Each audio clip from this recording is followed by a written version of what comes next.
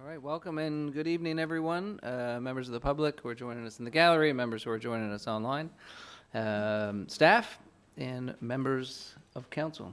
Welcome to the City of Summerside Committee of the Whole of Council meeting for April 1st, 2025. And we have three sequential meetings on here this evening: the Planning Board, a Committee of the Whole, and then a special council meeting. So we will just proceed from the top to the bottom and begin with the Planning Board. I'll begin by calling the Planning Board meeting to order here at 5 p.m. I will call for a member of Planning Board to move, and then a member of Planning Board to second the Planning Board agenda before you. Councillor Doiron, seconded Councillor Trenholm. All members of the Planning Board in favor of the agenda as presented, please indicate by saying aye. Any opposed, changes, revisions? Hearing none, we will move on.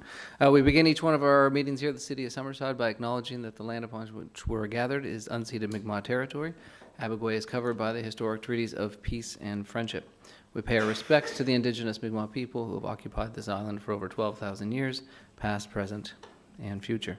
At this point, I'll call on any member of Planning Board or member of Council. For members of the public, members of Council sit in on Planning Board meetings, but members of Planning Board are the only ones who would vote on a Planning Board matter at this time. Call on any member of Planning Board or Council to declare a conflict of interest with respect to any item before you. Hearing none, we will move right along. We'll hand it over to our trustee, Chair of Planning Board, Councillor Doiron. Councillor. Thank you, Your Worship. Lots to get through, I guess, this evening for Planning Board, so I put Councillor Trenholm on notice for possibly taking over some reading. And he really thanks you for that. Thank you. I tried it with Councillor Adams, but she's doubting something. I'll try to get through it, though. First item, recommendation for a Planning Board development review for 274 Water Street. Building permit application requires both a land use review and building use review. This application is subject to review by staff, the Heritage Board, the Planning Board, and Council. As per section 22.10, permit review process, and section 22.15, development standards table within the zoning bylaw, the Planning Board shall provide a recommendation to Council on all developments and permit types within the Heritage District Overlay Zone. And that zone is outlined on Schedule A, which is attached. Background: the city received a building permit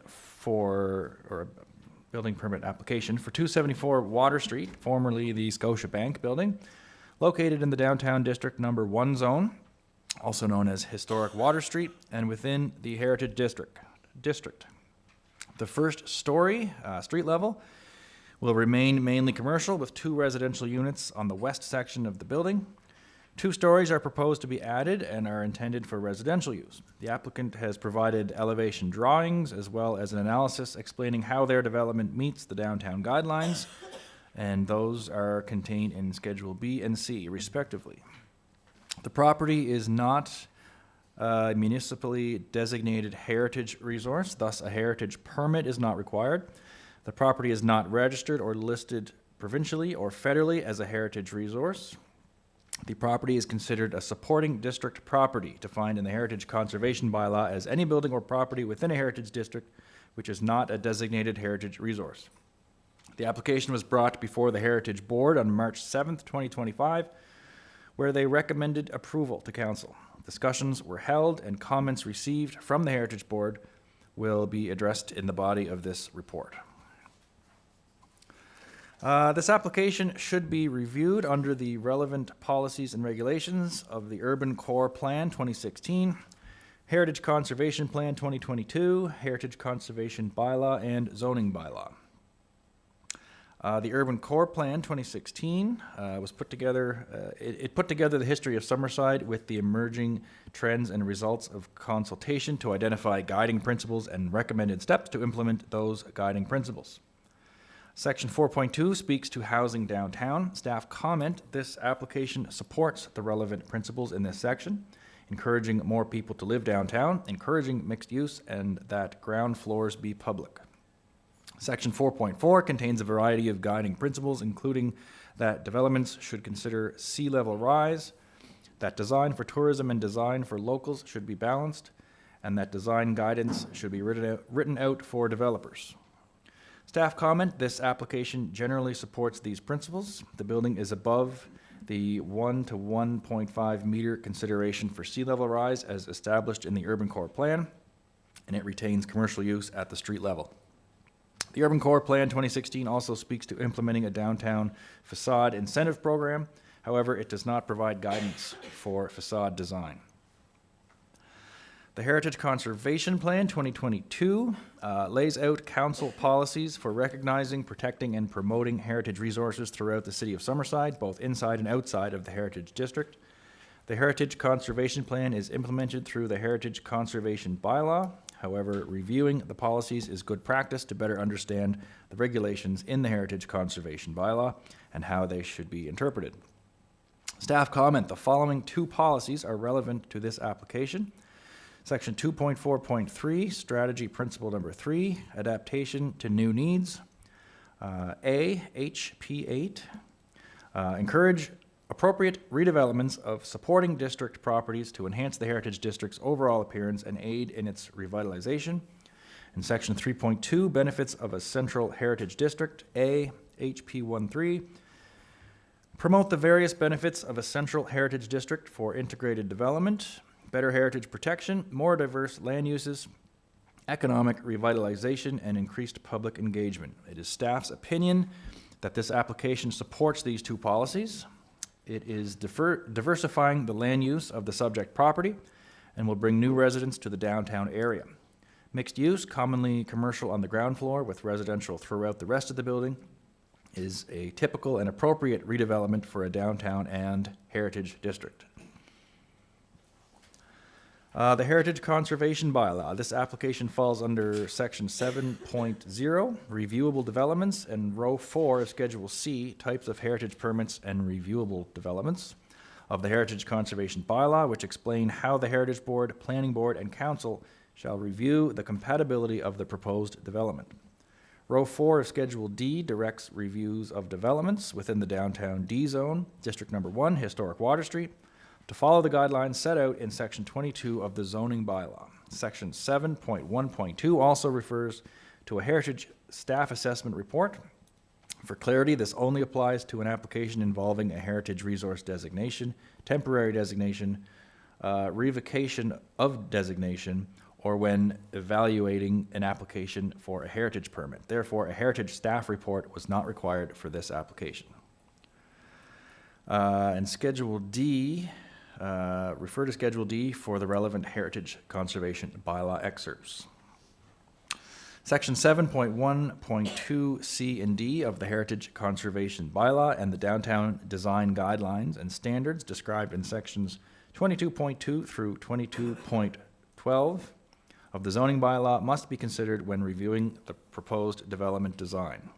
Part of this section reads, in evaluating a reviewable development, Heritage Board, Planning Board, and Council shall review the compatibility of the proposed development in relation to the original and/or existing site conditions, and including the following. And relevant sections there would be C and D. C, the compatibility of the proposed developments with the existing development in the vicinity. Staff comment, the proposed commercial residential building is compatible with existing commercial residential buildings in the area with commercial use at street level and residential use above street level. And D, the impact of the proposed development on the streetscape in the area. Staff comment, the development will have little impact on the streetscape at street level. The street level will remain mainly unchanged aside from adding a residential entrance on the west side where a window is currently located. The addition of 2 stories is compatible with properties on the south side of Water Street. And the zoning bylaw. The following is the analysis of sections 22.1 through to 22.10 of the zoning bylaw. Please refer to the zoning bylaw to see the guidelines in whole. So those sections, 22.4, streetscape, public realm, staff comment, as previously noted in staff comments as per section 7.1.2, point D, the development will have little impact on the streetscape at street level. The proposed development will add 2 additional floors, creating a 3-story building. This will bring the building's height into compliance with row 8 of table 22.15. The existing or proposed development complies with the streetscape public realm guidelines. 22.5, street vitality, creating active building frontage. Staff comment, the existing building frontage is comprised of a large glass section with a glass door located within a number of windows, the storefront, and an elongated window, office window, towards the west exterior wall. The existing building frontage, storefront, will remain as is and be utilized by the commercial use. The existing building frontage regarding the window will be replaced with a glass door and surrounding windows. A smaller version of the storefront, this will serve as the entrance to the residential use. This glass fronts provide transparency where interior uses are visible from the street or sidewalk. The existing and proposed development complies with the street vitality guidelines. 22.6, parking and access. Staff comment, parking and vehicular access to the building will be provided from the rear of the building or the public parking spaces along Water Street. There is no requirement for commercial parking in the downtown zone. The parking requirement for residential use in the downtown zone is 0.5 spaces per unit. 7 parking spaces will be required for the 14 units proposed. The proposed development complies with the parking and access guidelines. 22.7, height and massing. Staff comment, the existing building height is 1 story. The proposed building height is 3 stories. The minimum building height is 2 stories. The maximum allowed building height in the downtown district number 1 zone is 4 stories. The proposed development complies with the height and massing guidelines. 22.8, view corridors to the waterfront. Staff comment, there is a view corridor to the west of this development, which will remain as is, other than during construction for pedestrian safety. The proposed development complies with the view corridors to the waterfront guidelines. And 22.9, exterior cladding materials. Staff comment, the exterior cladding of the existing building is brick and will remain as is. The proposed exterior cladding on the 2nd and 3rd stories will be a combination of fiber cement panels and metal siding with hidden fasteners. The proposed development complies with the exterior cladding guidelines. The Heritage Board spoke at length about the exterior cladding and design of the proposed building. There were questions raised about whether the different types of building materials married well with each other and the rest of the district. Clarification was requested around what the long-term vision for the downtown is. Suggestions were made for how the redevelopment can be blended with the existing ground floor and surrounding buildings. It was noted that current redevelopment practice in historic districts is to differentiate between new builds and heritage buildings through materials and design. It should be noted, during the drafting of the Heritage Conservation Plan 2022 and Heritage Conservation Bylaw, these questions were raised and the Provincial Heritage Officer, Charlotte Stewart, confirmed using modern building materials in juxtaposition with the heritage materials is wholly appropriate. Conclusion and recommendations. Staff review. City staff have considered the downtown design guidelines and standards criteria as outlined in this report and support the proposed redevelopment as per the plans submitted by Arsenault Harding Investments Inc., included as Schedule B in this report. As per Section 4.2 of the Heritage Conservation Bylaw, the Heritage Board made a recommendation for approval to Council on March 7th, 2025. Planning Board recommendation, the proposed development / design received from Arsenault Harding Investments Inc. for 274 Water Street be recommended to be approved by Council. Moved by myself, and I would ask for a seconder from Planning Board. Councillor Adams. Are there any questions or comments?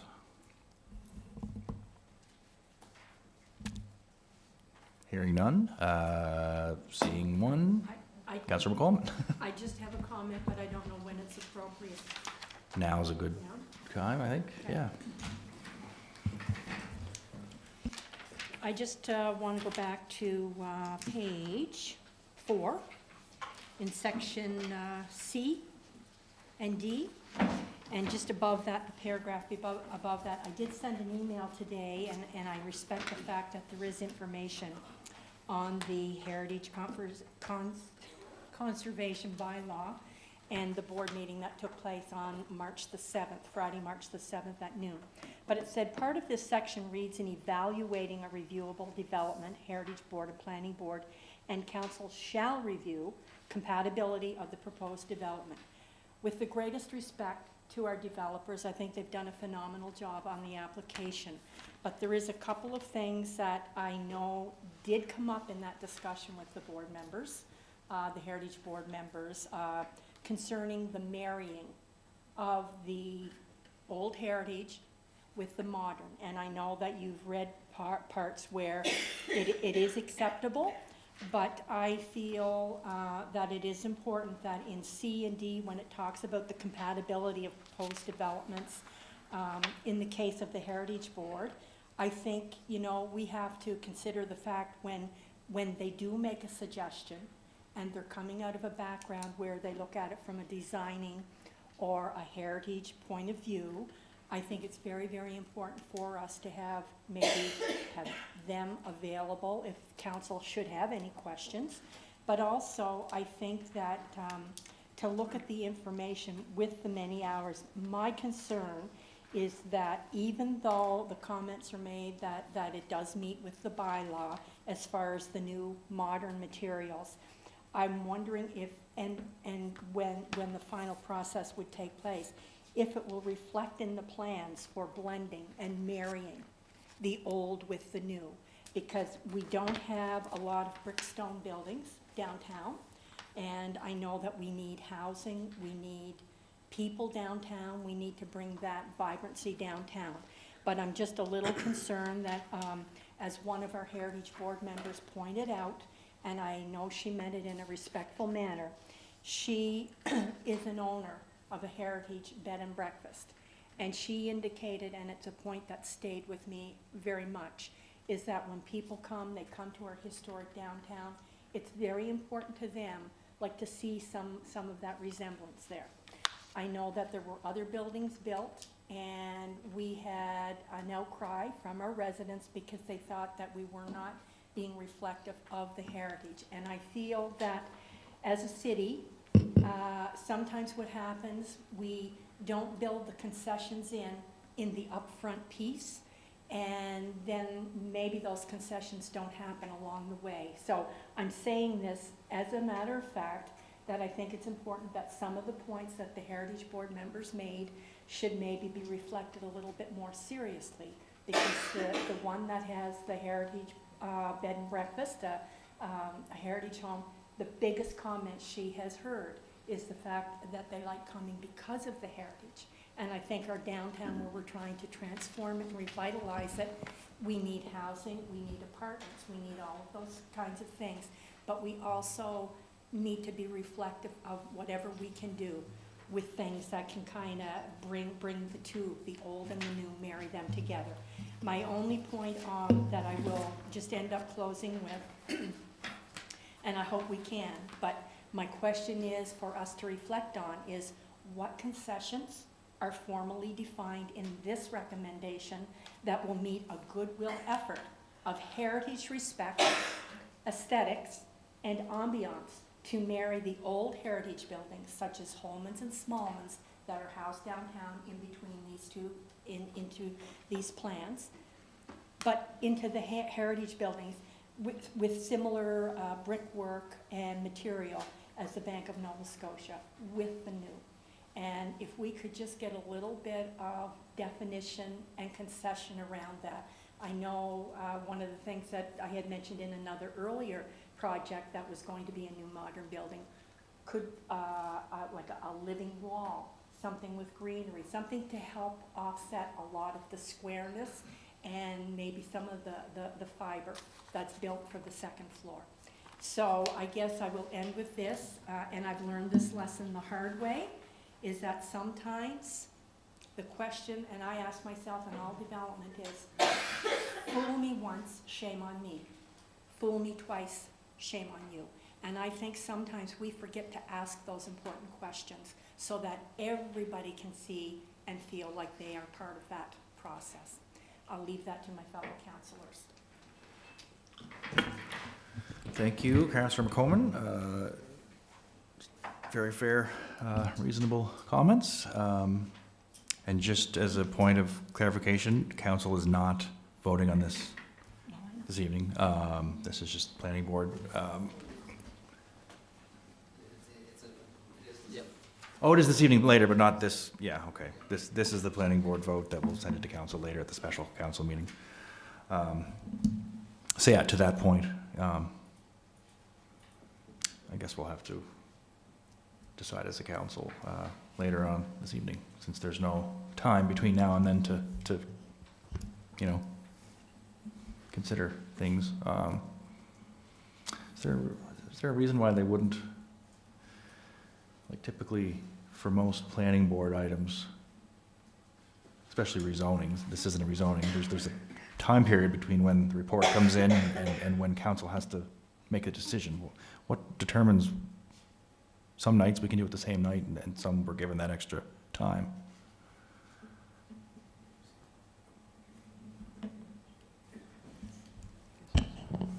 And I guess in this one the review was by planning board, previously with the heritage board, and typically most of the other ones that we're doing, we're having a public engagement as well. As far as notifications, this was a review of these committees. It wasn't a similar process where they were allowing perhaps then the public to comment back after they heard the information, you know. Okay, Deputy Mayor Snow and Councillor McColeman. Oh, sorry, yeah, Councillor Trenholm. Yeah. No, I just following up, because when Councillor McColeman was talking about the materials, and the curb and ore plant, sorry, the curb and, the urban core, I should not be reading later. The urban core plan. I'm just curious, there was one recommendation that we should have a list of prohibited building materials. It did mention vinyl siding for downtown. I'm wondering, was that ever created or followed up on? There are some limitations to building materials for heritage designated buildings, but in this case, this one is not designated. Oh, sorry. Yes, that's right. Okay. And I'm not sure of the recommendations in the core urban, never mind, I'm gonna stop saying that. If they were only strictly on heritage, or were they on the waterfront itself? I understood that it was for the waterfront itself, like the downtown district, but I'll just leave that, because I'm not sure myself. Thank you. Deputy Mayor. Thank you, Justin. Couple things. As a Heritage Advisory Board member and a Downtown Transformation member, I think this is exactly what our downtown needs and exactly what we're looking for our downtown. And I was a little bit thrown off as a Heritage Board member that it came, and I know it sits in the Heritage Board district, and that makes sense, I guess, to make sure that it blends and stuff. But I was sitting on the meeting, I was actually traveling and had to zoom in, so I was losing reception. My phone ended up dying at the end, but I think I made my thoughts fairly clear. We have a group of investors that have bought a building in our downtown that vacated, would have been sitting empty, and we know what happens with buildings in our downtown that sit empty for a long period of time. And we had a group of investors come forward with a plan that brings people to live in our downtown, and we know when people live in your downtown, that's what helps revitalize your downtown. I looked at their plans personally. I thought it was great. Others in the Heritage Advisory Board had concerns maybe about color and this and that, but I'm a big believer if you own a property, you should have a lot to say with how you develop that property. I'll read in the background. It says the property is not municipally designated heritage resource, thus the heritage permit is not required. The property is not registered or listed provincially or federally as a heritage resource. So if it's not listed in those avenues as a heritage property, and then to try to use the Heritage Committee to sort of push back against them, I'm a little bit thrown off by that. And maybe I'm overthinking it, I don't know. But I did make my thoughts very clear during that committee meeting that we were in. I just think that we need to be very careful when we have people investing in our downtown, which we are starting to get significant investment in our downtown, that we push back too hard on the color of the siding, because I don't like it. There's lots of houses in this city that I think the color is not very nice. Some days I look at my own house and I think it's not very nice, the color. But I think we need to be very cautious as a council how much weight we put into our power as a council as well. So I totally respect the Heritage District. I think we need to do what we can to maintain, and Holman's Ice Cream is a great example of that. That's a great heritage building. As the owner of the bed and breakfast, I think she probably does a lot to make sure she maintains her property and keeps that heritage value to it. As a council, I would just caution us on those types of things, because I'll tell you, the investment in our downtown is needed, and looking forward to the continued investment in our downtown to help actually transform it finally.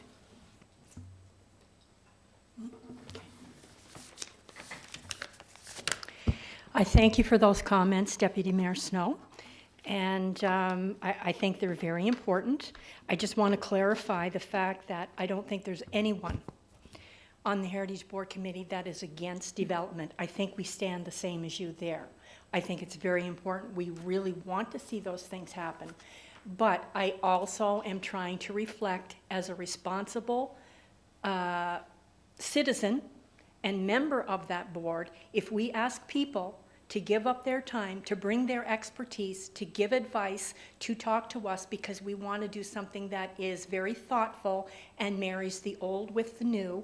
And we're talking about in the Heritage I always want to say conversation, conservation bylaw. In the very last page 4 of the top paragraph, it says historic Water Street. It doesn't say Water Street, it says historic Water Street, to follow the guidelines set out in section 22 of the zoning bylaw. So I'm not saying that there's anything wrong with the plans, the development. We want that, we welcome it. We have fantastic developers that are willing to look at that. All I'm saying, can we not concede to look at finding some materials that will help marry and blend the brickstone and the old historic in with the new? That could be, as you say, something with color, something with greenery, whatever. But you know, that might not be of significance to you, but it's certainly a significance to our tourists or to people that do come. So all I'm saying, we are a thoughtful, team-working council. What you might feel is important, I respect that. But we also have to respect the fact that there are residents where heritage is very important to them, and they don't want to see business not develop or new developments take place. But let's try, before we make that sign on the dotted line, can we not request some concessions that we're looking for as a city, just to make sure that some of that ambiance that really keeps that historic downtown, it gives it that same kind of ambiance. Thank you. Sorry. Last one, Councillor Ron. I do disagree, but I guess I'll say that it says this application was brought forward before the Heritage Board on March 7th, where they recommended approval to council. So now we're getting into personal opinions and not what is before us. So I'll leave it at that. This will be my last rebuttal point, and I apologize. I'm not trying to be difficult, but I take this very responsibility, and I am not getting into personal opinions. We had the Heritage Review come. They spent on time. They gave reflection. They gave their suggestions. I sent out an email today to ask if any of their thoughts or comments were going to be part of this meeting, because I knew a vote was coming. I don't see what they said. So I feel, because our chair is away, the other members of the Heritage Board are not here, I feel like I have to quarterback with those questions, and it's very important to me that they're in the minutes, that they're being reflected. And I mean no disrespect to anyone or the work and the great the great project.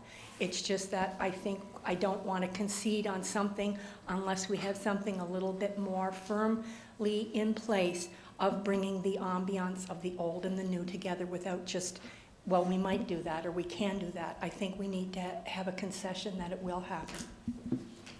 Thank you. Thank you, Councillor and Deputy Mayor. And if I, can I just ask one brief question just to either Aaron or Linda or Deputy Mayor Snow, whoever in this room, I guess, who was a member of the Heritage Board. I think it's just yourself. And Councillor, yeah, and Councillor McColeman. If I could ask either one of you or, sorry? And Bruce, who's possibly online in the ceiling. I'm online. Is there any difference between what may have originally been submitted and the current plan? Like, did it deviate at all based on any input or meetings, or is this how it was right from day one, and this is the original, untouched? If Yeah, I may, Councillor Darrach, this is what they presented. yeah. There was just some discussion around maybe the color of the siding not being a specific color, or the metal, anything else, Councillor McColeman? Like, there's stuff around, but the fact that, and I didn't want to speak too much, but the fact that they're leaving the facade exactly the way it is now currently, and then improving and building in our downtown, shows me that the intent is there to keep things the way it is and respect our downtown. They're not ripping off the bricks, they're not doing, it actually, from the facade, when you look at the building, it's gonna be the building with a new build attached to it. If you go to any city that the downtowns are starting to be revitalized and have some action and entertainment and transform, this is exactly what you'll see. So, again, I think they have respected very much the building, they respected our downtown, and they're doing exactly what I, as one councillor, would like to see in our downtown. That's, and I know there's Heritage Board and there's other members of the public, and everything that's built in the city is gonna have, you know, I think that is not a nice building, or that building's not very nice, or I love that building.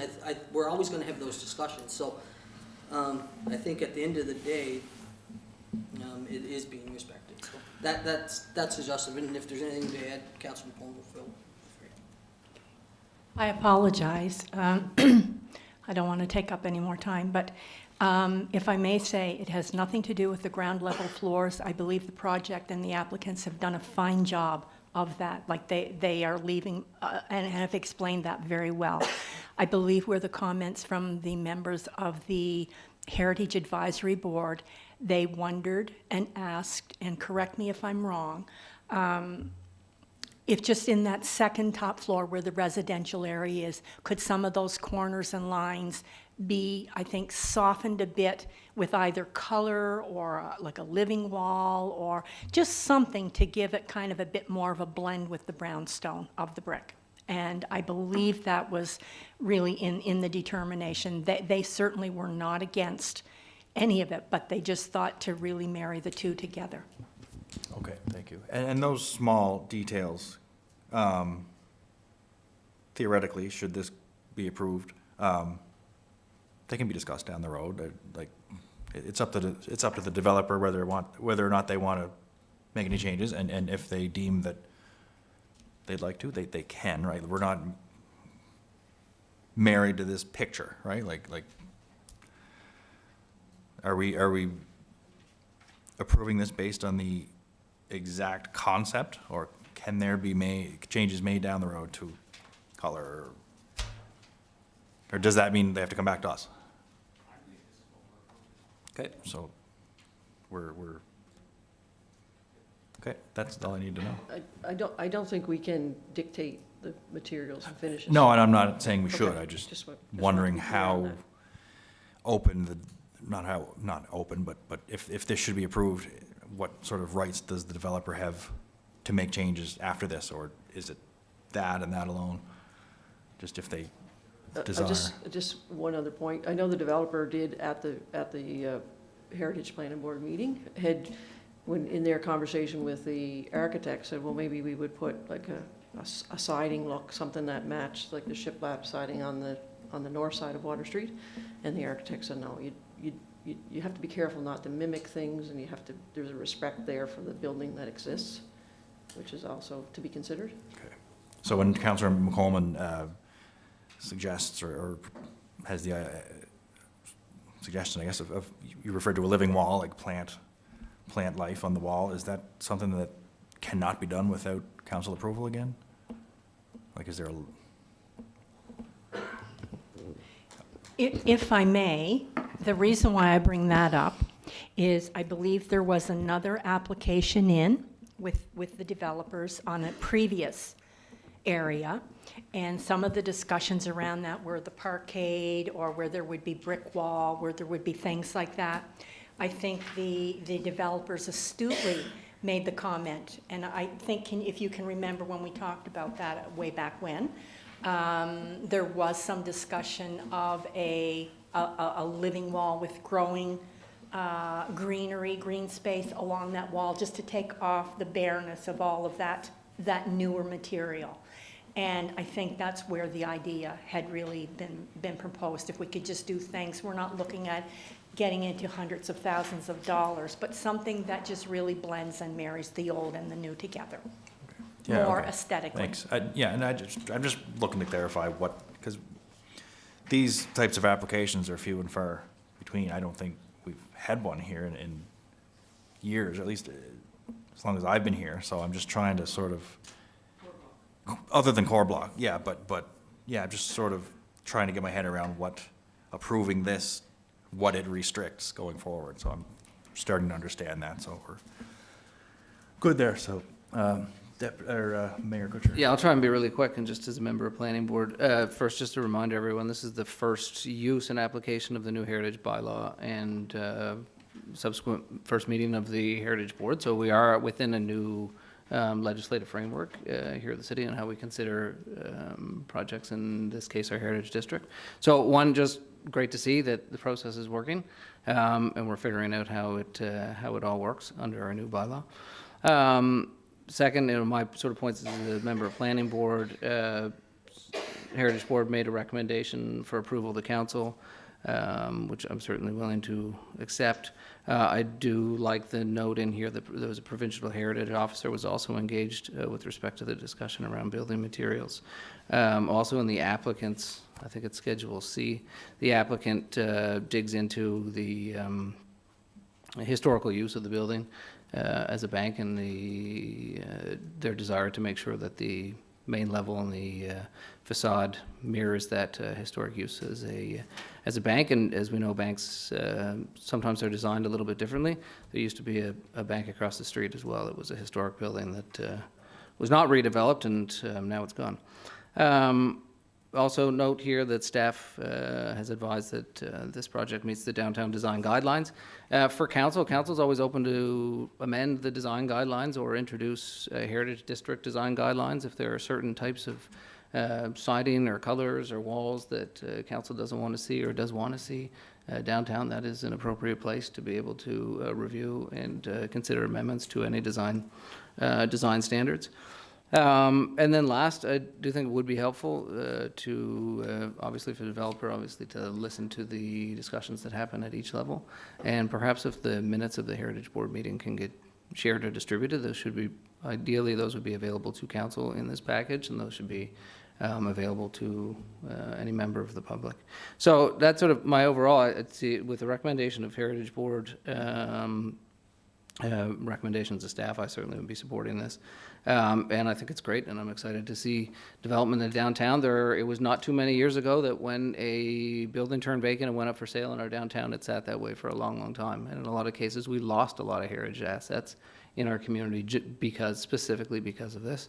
So it's exciting to see a time where people are investing in our downtown, growing our downtown, and across our city. So that creates new housing opportunities for all sorts of people, and new investment and opportunities to bring people together in our beautiful historic downtown. And I'm excited to see it go ahead if council so chooses. Thank you, Councillor.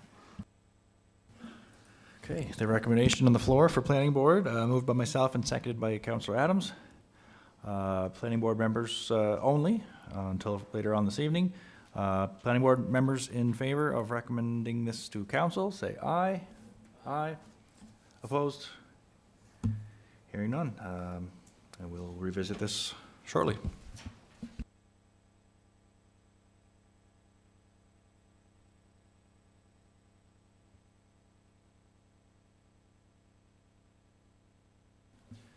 Second item this evening, recommendation for preliminary subdivision approval for 530 Central Street.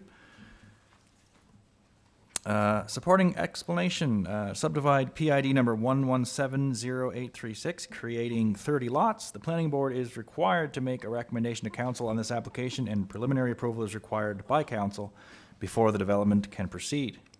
Background, an application was received from Forest Sun Development, Inc. to subdivide PID number 1170836 into 30 lots. 16 lots are intended for, but not limited to, low-density housing, 1 to 4 units.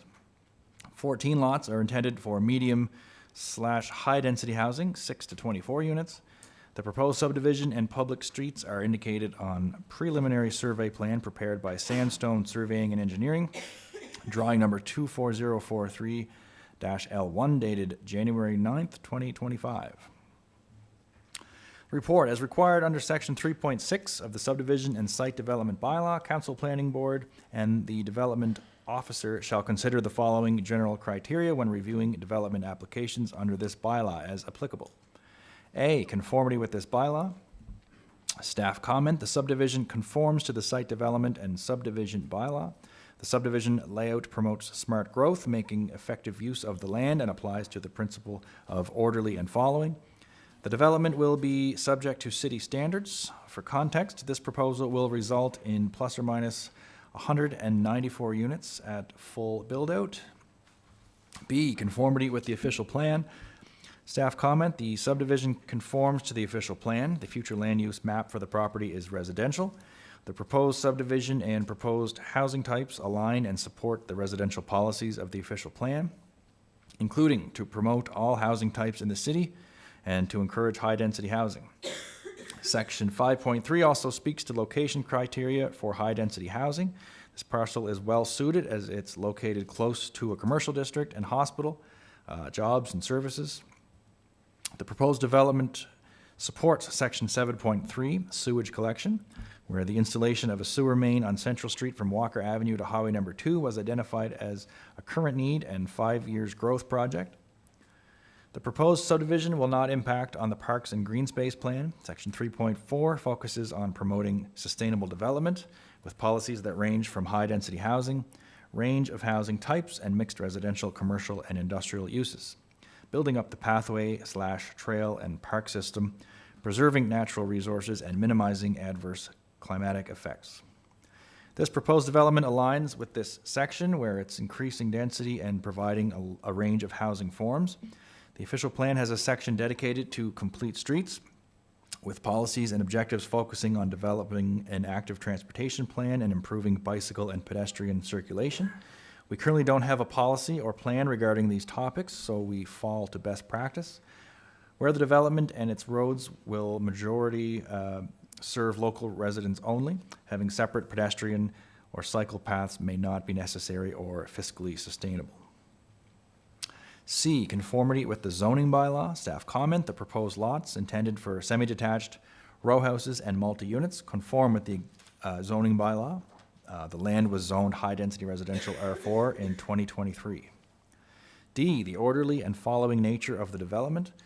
Staff comment, this development promotes residential growth and is an example of infilling vacant land currently zoned for residential development.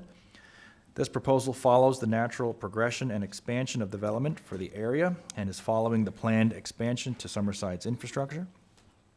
E, physical suitability of the site for the proposed development, including avoidance of natural hazards, undue water runoff, or environmental damage.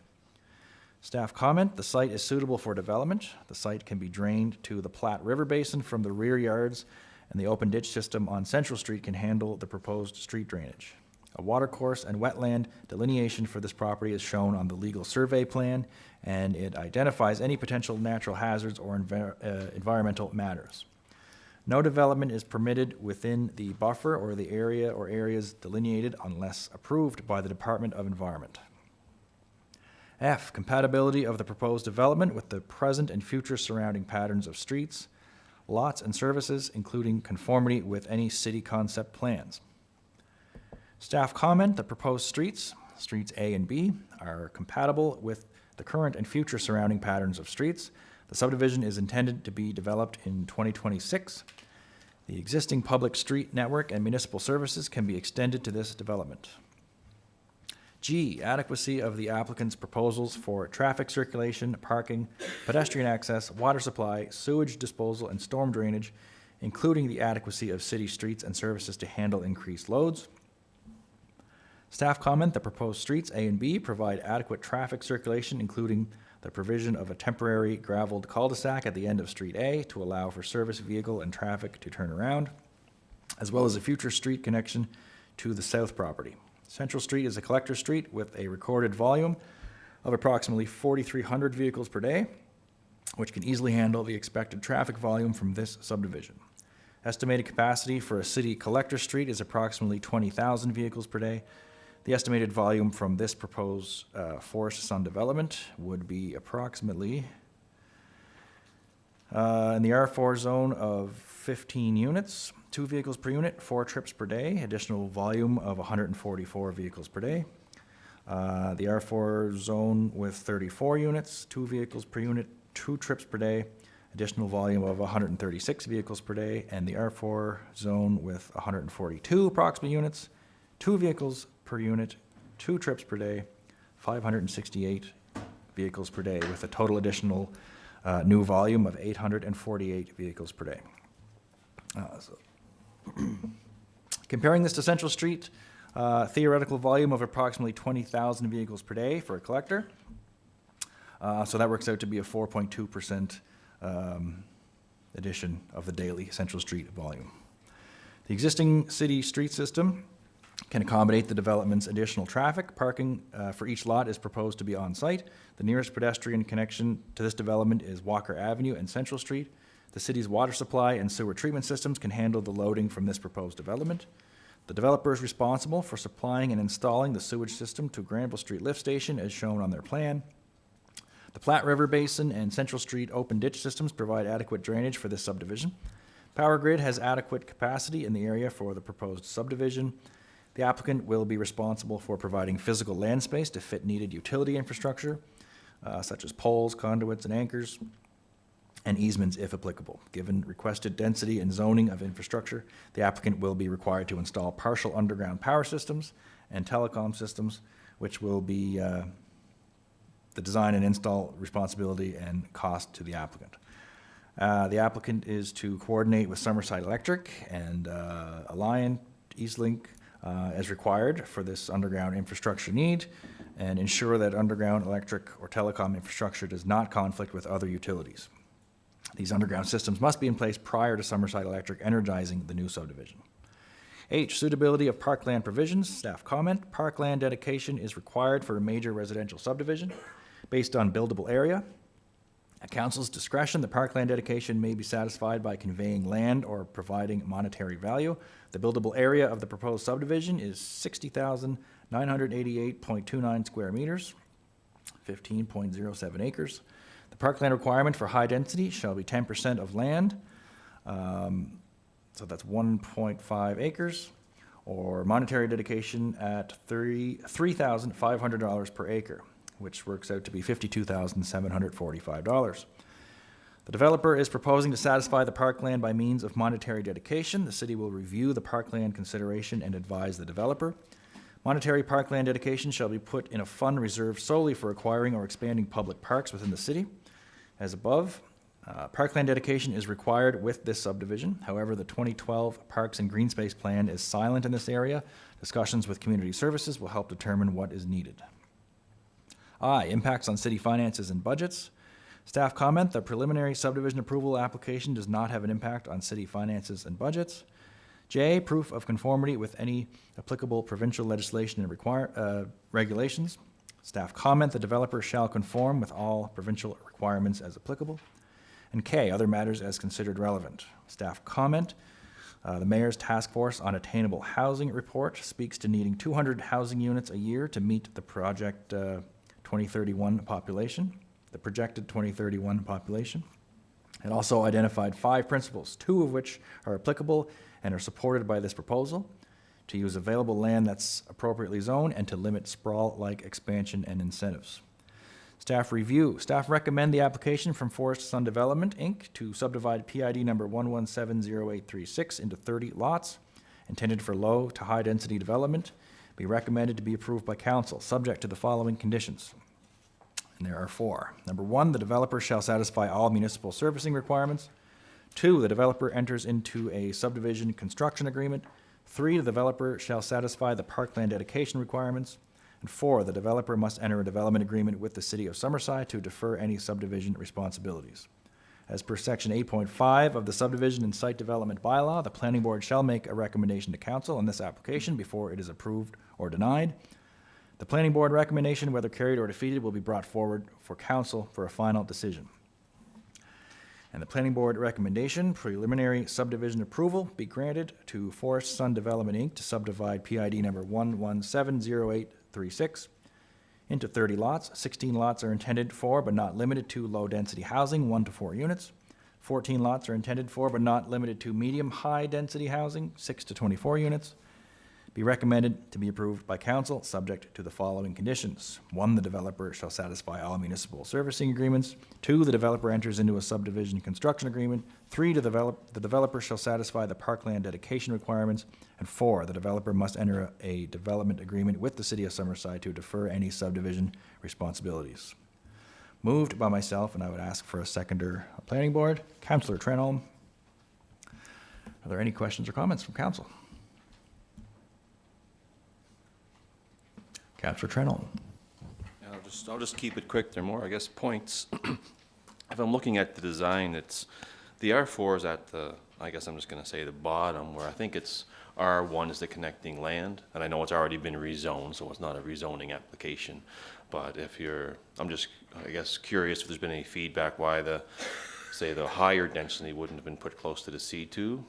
I know there's a buffer there as opposed to the R1. I don't know if there's been any conversations or...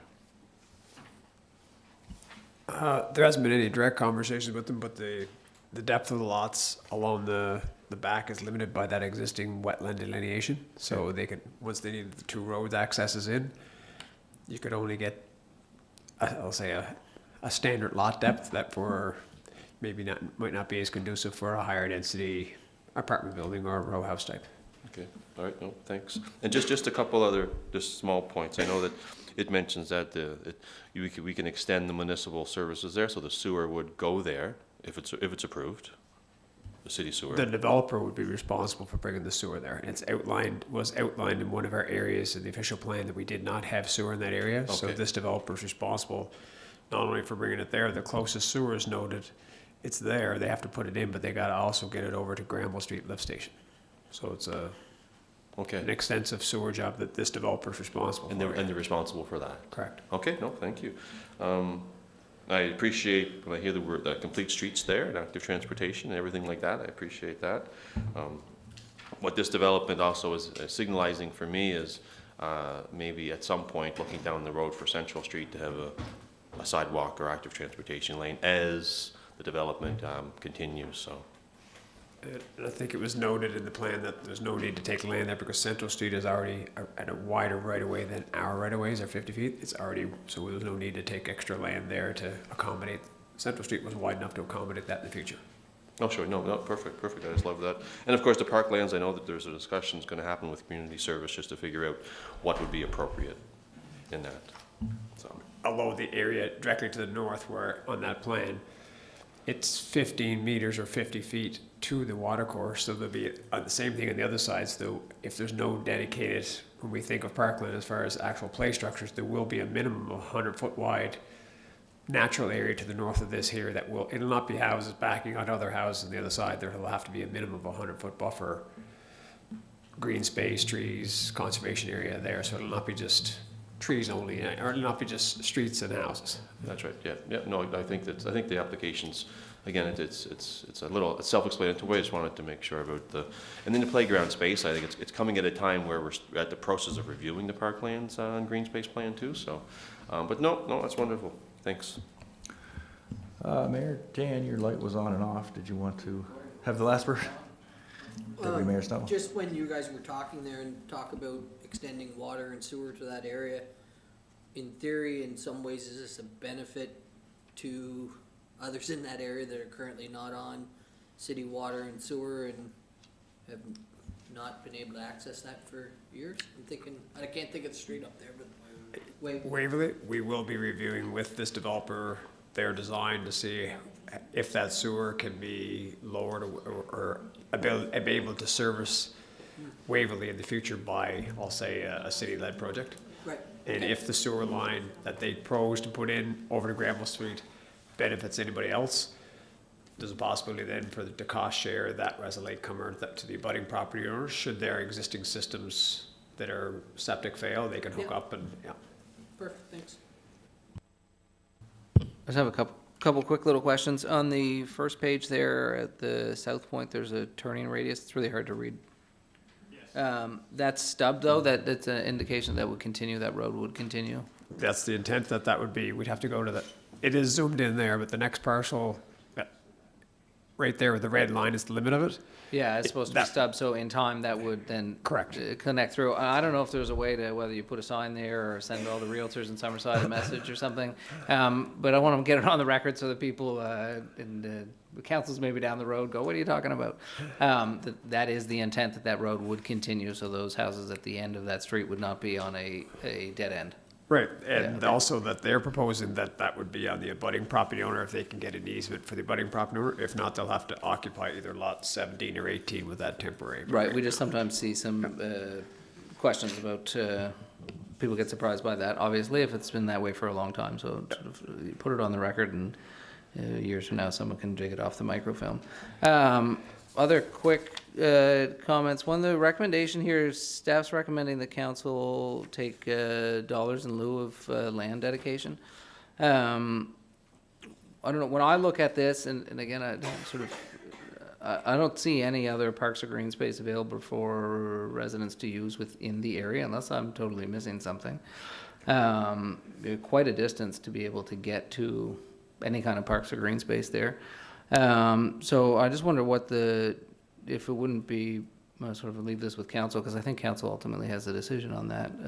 Whether council would then instead take an acre and a half to be able to at least preserve land for parks and green spaces for the residents who ultimately would live in this neighborhood, because as I said, there's nowhere. I'm trying to think if I were walking, if I were sending my kids to a park from here. I guess if we can, if you mentioned, How, like, is it? I don't know. It's not close. Mr. Mayor, Yeah. if as staff are pointing out, that rectangle that's being highlighted right there, the city owns that land and took that as parkland for the lands that were being developed. It's called Renford Street off of Pope Road. That Okay. was owned by one landowner. When that Renford Street went through, the city took that block of land to allow for a future park in that area when those areas developed. So whether that's big enough in future, we can either, when that goes to develop, we can take that square, add on to it when we have a plan, but that's a fairly sizable square that's there now and that's what's identified on your Parks and Green Space future plan. Okay, great. Yeah, I don't have that in front of me, Yeah. so yeah, thank you for clearing There that was up nothing again. directly on this subject, but there was a parcel that's in the area to the south where Yeah, where you say that to road be is. developed at some point in the Yeah. future. Yeah, and I do just note, right, again, I know we're looking at this at committee, but the donation in lieu is $52,745. You're not gonna find an acre and a half for that price in the city of Summerside, or not even close. I think we just purchased a lot in an R4 zoned on the east-west connector for an acre and a half, and it certainly was less than, or more than 52,745. So just want to make sure that the future residents there have some green space for them to enjoy. Last quick couple questions, just to make note for the record as well. It may be incumbent on us to contact or reach a right to the provincial government with respect to the top of Central Street. I'll call it the top of Central Street. the intersection with Route 2. That's already an identified issue for traffic concerns, I think, for a lot of residents in our community. With the introduction of Kent, News, Honda, the extension of Roy Boats, Central Street continues to, well, look, Roy Boats all the way across, continues to get busier and busier, and that intersection, without question, will continue to be a bit of an issue. And anyone who's turned left there through most times of the day, when cars are traveling at 70 to 80 kilometers an hour, would probably... Anyway, just a note that we should probably reach out to the province to look at the future for that. And then to Councillor Trenholm's point, I think to a degree, they talked about the sidewalk, but the same issue with the intersection at Walker and Central. And as all of Central continues to develop now, we've seen a lot. That would be another intersection, certainly worth considering, especially with the traffic coming in and out of places like the butcher shop. And we've got another 60 unit going in just south of Walker on the east side as well. So certainly good to see all that developing and that growth and new commercial and new residential and a mix of housing. So certainly supportive, and also to leave it with council as to whether they want to consider land dedication in lieu of dollars or dollars in lieu. And then the only last point I had here was raised by Councillor Snow, which is, I know I've talked to residents a number of times up on Waverley Court, and took the opportunity to be able to extend water and sewer to that section of the city. Is we're slowly working our way up, so just a good opportunity perhaps in the future for those residents.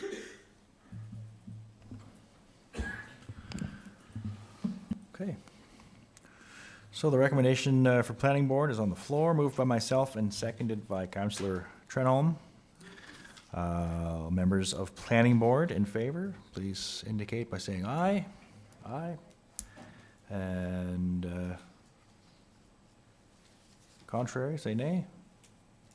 Hearing none, that will go to the final decision on April 21st at our regular monthly council meeting.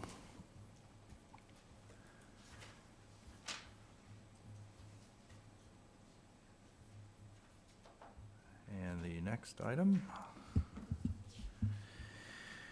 Recommendation for preliminary subdivision approval, once again, for 0 Darrach Avenue.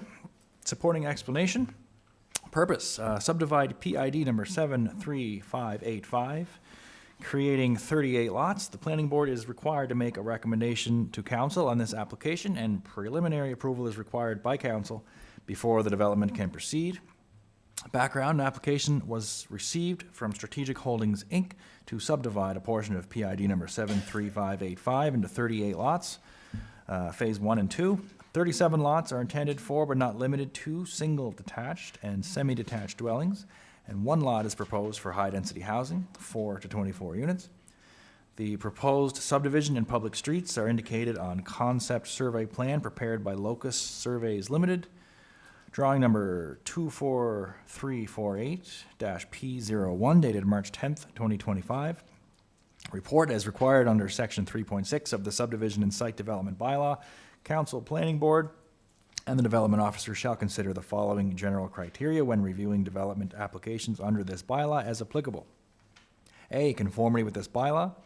Staff comment, the subdivision conforms to the site development and subdivision bylaw. The subdivision layout promotes smart growth, making effective use of the land, and applies to the principle of orderly and following existing development. The development will be subject to city standards. B, conformity with the official plan.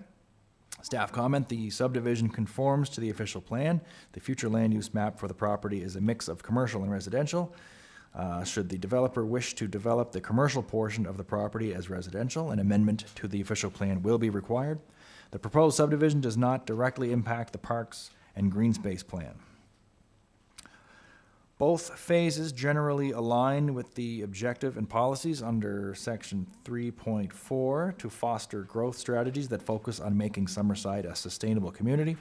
Special attention should be given to the southern part of phase 1 and its proximity to the water. There should be considerations for how future developments can accommodate rising sea level and severe storm events.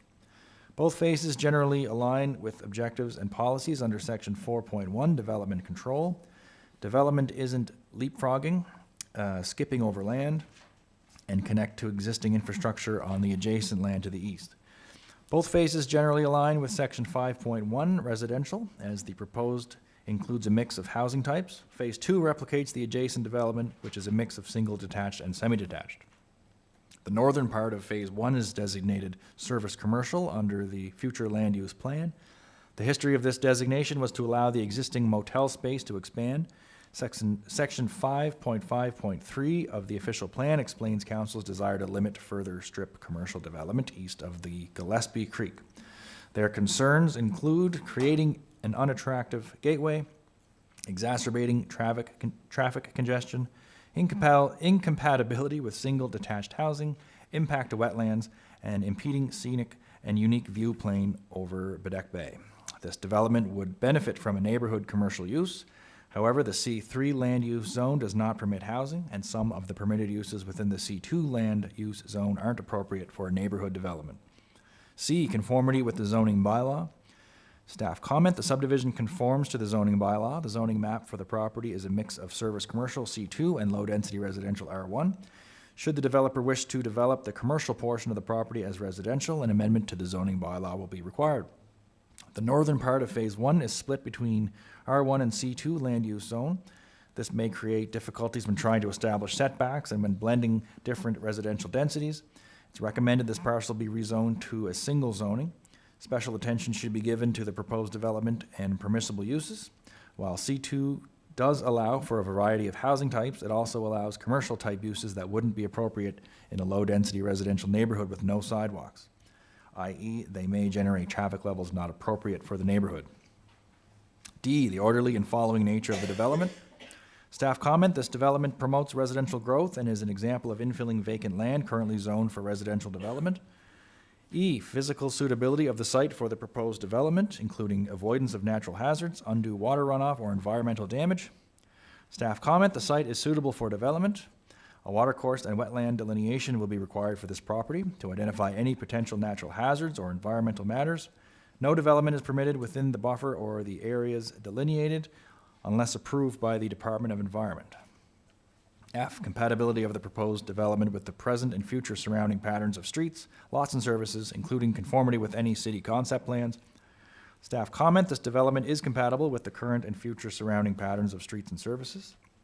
The extension of Crozier Drive must be completed to the west side of the intersection of the proposed street, running north-south, and Crozier Drive. Excuse me.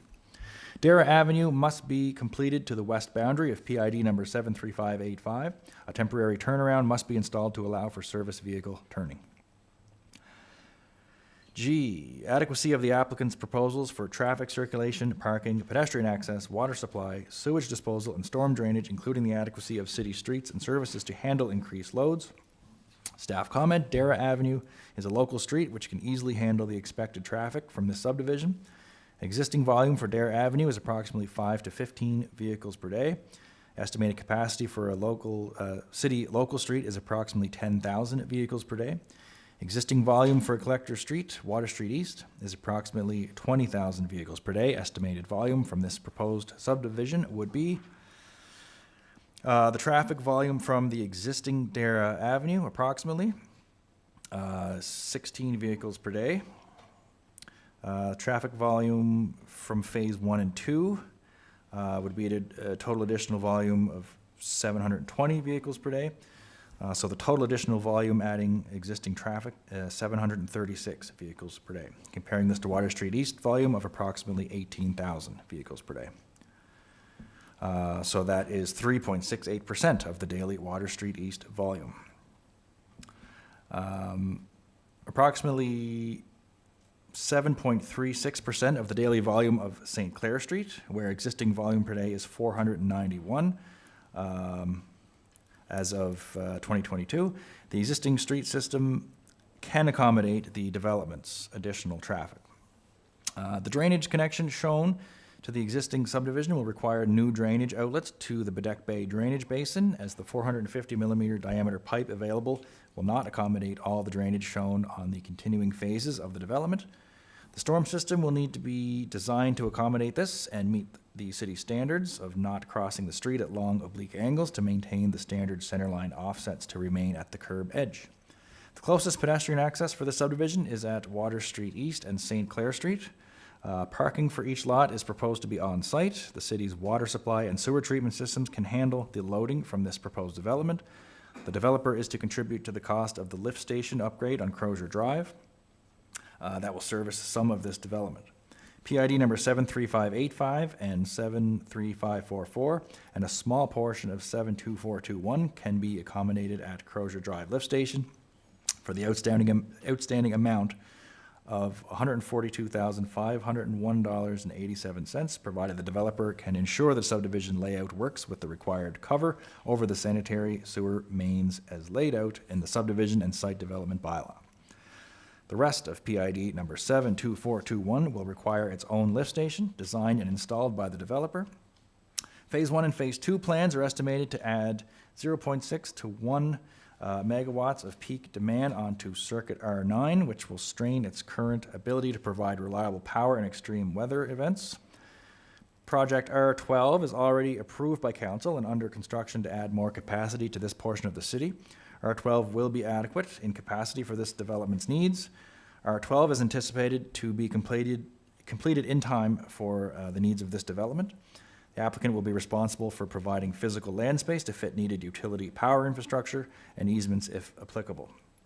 Given requested density and zoning of infrastructure, the applicant will be required to install partial underground power systems and telecom systems, which will be design and installed responsibility and cost to the applicant. The applicant is to coordinate with Summerside Electric and Bell Alliant Eastlink as required for this underground infrastructure needs and ensure underground electric or telecom infrastructure does not conflict with other utilities. These underground systems must be in place prior to Summerside Electric energizing the new subdivision. And H, suitability of parkland provisions. Staff comment, parkland dedication is required for a major residential subdivision based on buildable area. At council's discretion, the parkland dedication may be satisfied by conveying land or providing a monetary value. The buildable area of the proposed subdivision is 69,203.7 square meters, or 17.1 acres. There are 11.5 acres of low-density land and 5.6 acres of proposed high-density land. The parkland requirement for low density shall be 5% of the land, or 0.58 acres, or monetary dedication at $1,750 per acre, or $20,125. The parkland requirement for high density shall be 10% of land, or 0.56 acres, or monetary dedication at $3,500 per acre, or $19,600. Total land dedication would be 1.14 acres, or $39,725. The developer is proposing to satisfy the parkland by means of land dedication. As the land being considered is a non-buildable area, the land dedication is twice as much, thus 2.28 acres will be required. Staff are conversing with the applicant about providing the Gillespie Creek Wetlands 430, located on PID number 72421, to the city in place of parkland. This aligns with the official plan, zoning bylaw, and the Parks and Greenspace plan. I, impacts on city finances and budgets. Staff comment, the preliminary subdivision approval application does not have an impact on city finances and budgets. J, proof of conformity with any applicable provincial legislation and regulations. Staff comment, the developer shall conform with all provincial requirements as applicable. And K, other matters as considered relevant. Staff comment, upon the development of the neighboring property, St. Clair Street development, the speculation of a burial ground being located on the St. Clair Street lands was raised. It was determined there was no burial site on the St. Clair Street development. However, there was documentation that indicated there may be a burial ground located on the subject property. The developer will be responsible to address the matter prior to work being carried out in the suspected area. I did not read that one. I read over this earlier. Is that the elephant? There's an elephant buried somewhere. Look it up. Staff review. Staff recommend the application from Strategic Holdings, Inc. to subdivide a portion of PID number 73585 into PID number 73585 into 38 lots, phase 1 and 2. 37 lots are intended for, but not limited to, single detached and semi-detached dwellings, and 1 lot is proposed for high-density housing, 4 to 24 units. Be recommended to be approved by council, subject to the following conditions. 1, the developer shall satisfy all municipal servicing requirements. 2, the developer enters into a subdivision construction agreement. 3, the developer shall satisfy the parkland dedication requirements. And 4, the developer must enter a development agreement with the City of Summerside to defer any subdivision responsibilities. As per Section 8.5 of the Subdivision and Site Development Bylaw, the Planning Board shall make a recommendation to Council on this application before it is approved or denied. The Planning Board recommendation, whether carried or defeated, will be brought forward for Council for a final decision. And the Planning Board recommendation, preliminary subdivision approval to be granted to Strategic Holdings, Inc. to subdivide a portion of PID number 73585 into 38 lots, Phase 1 and 2. 37 lots are intended for, but not limited to, single, detached, and semi-detached dwellings, and 1 lot is proposed for high-density housing, 4 to 24 units. Be recommended to be approved by Council, subject to the following conditions. 1, the developer shall satisfy all municipal servicing requirements. 2, the developer enters into a subdivision construction agreement. 3, the developer shall satisfy the parkland dedication requirements. And 4, the developer must enter a development agreement with the City of Summerside to defer any subdivision responsibilities. Moved by myself, and I would ask for a seconder from Planning Board. Councillor Trenholm. Any questions or comments from Council? Councillor Adams. Thank you.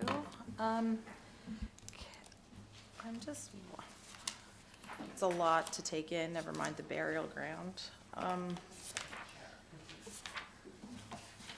So, can we get an overlay of the provincial floodplain in that area with this development? Is that something we could get? We typically ask when they go to subdivide that they have if there's any wetland in the area, that they be delineated by the province and added to the survey plan. So when they go to provide an actual development along the bottom, they'll have to walk the property with the Department of Environment, get it marked, and the surveyors, like the previous one we just had, that was up here earlier tonight, that top area was already walked with the Department of Environment. They marked it, and on the plan we zoomed in, there's a small little dot area that's marked limit of delineation. So that gets done. So they walked it and then okay, so the last one we just did, they walked it and then they applied? Well, it still gets on. They're a step further. They had their engineering drawings done. The previous development that was ahead of us already has their engineering drawings done. This is still, they didn't have to have that done at this stage. They just want to try and get everything ready. We're just doing preliminary subdivision approval. It doesn't require all that. But also the timing for when they will allow them to walk it so that they can see what they want to see as far as plants and what have you, that whenever they're in bloom or out. So there's a timing of when they'll walk it as well. So do we not think that it makes more sense? Like, okay, so where does that rule come from that they don't have to do the environmental part before? Is that like in our bylaw or? We just add that they have to delineate what environmental concerns. We just say you have to define any wetland areas and have them outlined and present them as part of your survey plans. So we don't have the individual lot survey plans yet until we go to actually develop it, until he goes to develop it. So now we have a general layout of here's where the lots are, here's that it can be serviced in the preliminary stage. There's more detail in the previous application because they went ahead and did their engineering drawings before they got preliminary subdivision approval. They just wanted to keep pushing ahead and be ready to, they're ready to go and develop now, whereas this one here has the engineering drawings done if it passes. They took the risk and got all the drawings done, the previous applicant. Yeah, I guess, I guess I'm asking, isn't it the responsible thing to do as a city for us to see what the environmental impacts are first before we approve a plan? Like, I'm going, and I know if we look back at the minutes, I brought this up when we went further up Water Street East, and now it is a concern. And there's been environmental issues there, and now we're back in the same area, and we're doing things the exact same way. like, I just don't get why we're doing things the exact same way when it's proven that it doesn't work. And we have other people who are being proactive in the land that we have in the city and making sure that what they're going to want to do with that land is applicable and safe for the land and safe for the residents around it. Councillor Adams, there is some, in some cases, like the delineation, in some cases, the province will walk that land. In Yeah. some cases, the province will make that developer hire someone to do that delineation, Got ya. which is a considerable cost. So the developers like to have the, I'll say, the comfort that they have at least a preliminary subdivision approval before they take on those types of costs. Okay, so how do I go about suggesting or requesting that this gets changed so that that's a requirement before we get to this step, I guess? Like, where does that have to change at? Do you know, so am I making any sense? Like, where do we have to protect the environment first and the land first before we approve something like this? And it also protects the developer, right? Because then they don't have their hopes up that this is going to work, and then the environment comes in and says it doesn't. So what mechanism can we put in place so that the environment comes and approves it first before? Does anybody, am I making any sense? Very much. Can I- Like, do you know what Councillor, can I mean? just Like, jump in for, Yeah. like, you know, I think, just if this is helpful, I think you're basically saying, under E, it's council and planning board has to review the physical suitability of the site for proposed development, including avoidance of natural hazards, undue water runoff, or environmental damage. I think you're, if I'm correct, if I'm getting you correctly, you're saying, how can we make that determination without the information before you? Yeah. Is that yeah, correct? Yeah, and Okay. should, like, yeah, and so wouldn't the Department of Environment or somebody hired and qualified by the Department of Environment have to do that first before we make ours? Yes, that's exactly what I'm saying. It just seems very backwards to me, and it did seem backwards to me last time we did something in this area. And so I still stand by what I said last time, and so do the residents in the area. Another thing would be, so we're getting wetland for dedication? We can go back to, on the existing Parks and Greenspace plan, this conservation area was identified as areas, that's a snip out from your existing Parks and Greenspace plan from 2012, what it is. As those lands get developed in the neighboring area, the intent from that plan was to consider at that time acquiring these properties and incorporating it into your overall parks citywide. So now that there's development, it's not directly on this parcel of land, it's the one that's directly abutting it. We're saying while we're doing it, dealing with the same landowner, that you consider taking what's outlined in your parks plan.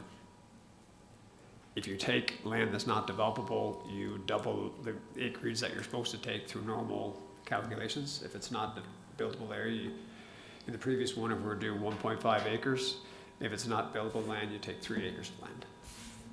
Say that again? In another application, if it required you to take land, and it was, the requirement required it to be 1.5 acres, Yeah. if the land is not buildable that you're taking, you double the amount of land that you take, so that you're not taking equal land if it's not buildable. Right, So that because it's not. it's written down that you double the land that you take. And there is a park close by. It's not like it was with the central one. We have a park. The Wilmot Community Center, that's, No, That's- we have a park on La Fergie. yeah, but also just, I'm saying, what was Oh, yeah. intended was this area was to lead them up towards, that was intended to be, say, a trail system or a street system to have access north to the Wilmot Center, or they would go through the street network as it got built over to the existing Fergie Park subdivision. If that land had to get developed first, we wouldn't have the connections over to the Fergie. Right. Right, so, And also, so in this, the Darrach would be, because it's hard for people to see that are watching at home, and Yeah. I'm getting messages, people asking. So Darrach, and where would be the entrances to this? The bottom street is Crozier. Right now, there's stub streets now Yeah. that stub into this existing field now. Okay, The streets come to the abut those fields now. It used to be the Clark family farm, Yeah. old motel. so this would be feeding onto streets that currently have no sidewalks, Correct. two areas. Okay. And there's no, and that feeds out onto Water Street East where there's no traffic signals as well. The signals are at Hillside for that subdivision, yeah. So you'd have to, so if you want to get your traffic signal, you have to drag the traffic even further into a higher dense area through more streets and more houses and more bus stops, et cetera. Okay. That's all for me. I have Councillor Trenholm, Councillor MacDougall, and Councillor Deputy Mayor Snow. Is that good? Okay, Councillor Trenholm. Sure, thank you. I certainly support what Councillor Adams is saying in terms of it makes sense for the environmental approval to happen before we approve, I think, with the burial grounds as well. Regardless if there is an elephant or not, I guess, to explore. I don't know, and I guess it's, some of this would be nice, I think, in terms of before it happens, before we were to approve it. And I don't know if the next part can be accomplished or not, but I have had the community reach out to me, and they're concerned that we're even considering this. So in lieu of what the community are saying, I'm just going to put this on the table, and we can decide. I just would like, I don't even know if we can do it. Anyway, make a motion to stop this discussion until, and return to planning board after the current court proceedings are reach a resolution. I'm just going to put that motion on the floor, and I'll just leave it as it is, or even if we can, I don't know. I'll just address one of the comments, and then you can point, in the existing Lafergie subdivision, Yeah. back, I'll say, early 2000s, when the last phase was done, there was an existing burial site identified. Okay. So that currently exists now where they're showing the cursor. And that subdivision was laid out, and that area was delineated, I'll say, larger than what they felt maybe it might be, and just created a lot. And now this just looks like it's a vacant lot. I think it's marked down there. And so when that subdivision happened, they identified an area that someone had been researched and buried at, and they made that area undevelopable, which would, Okay. how it would be handled in future, you know.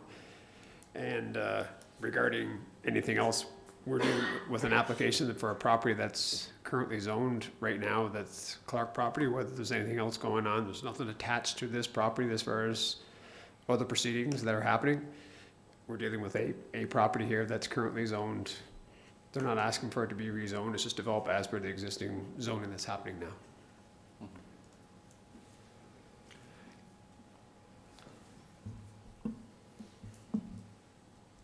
So yeah, I don't know what to do about the, like I say, I'll just put the motion, you can, and just stop the discussion, return to planning board when just the current court proceedings have reached a resolution, and it's my understanding it just may be within a couple weeks.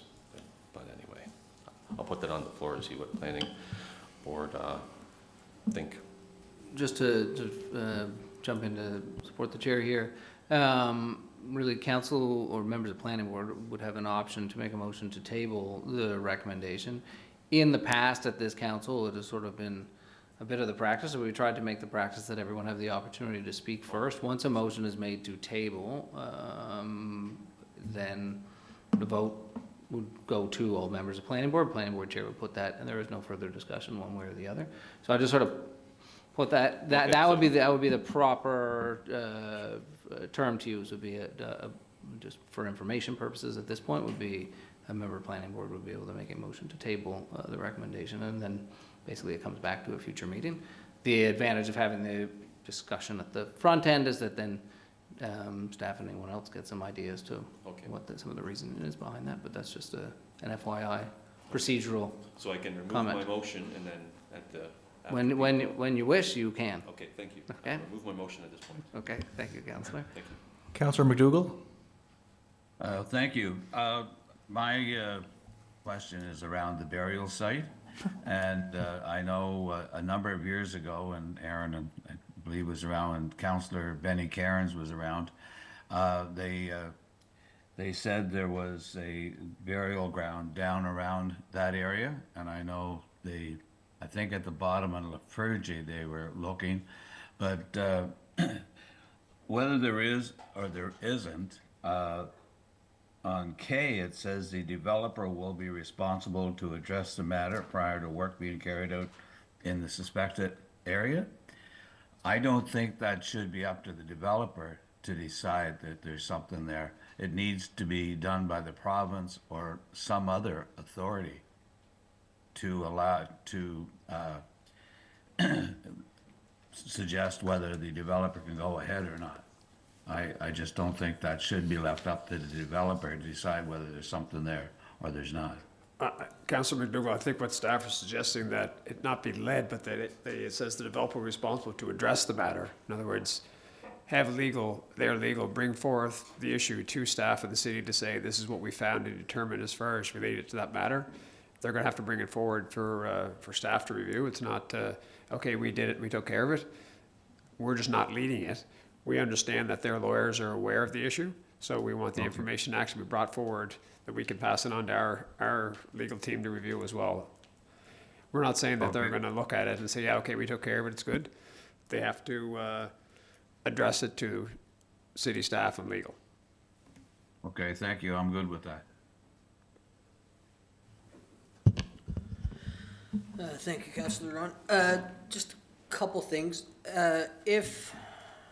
Since we're on the preliminary subdivision approval, if it's approved and then afterwards environment says the bottom 15 lots cannot be developed, then the developer cannot develop, correct? So all we're talking about is whether or not that area should continue what it's already zoned. Like, it's currently zoned for development, correct? Yes.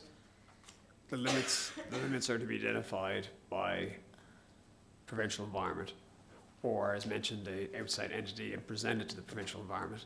So the province comes back in 2 weeks or 3 weeks, however long it takes to get that environmental assessment done, and says the bottom 15 acres, I don't even know, whatever, the bottom acre cannot be developed, then it can't be developed.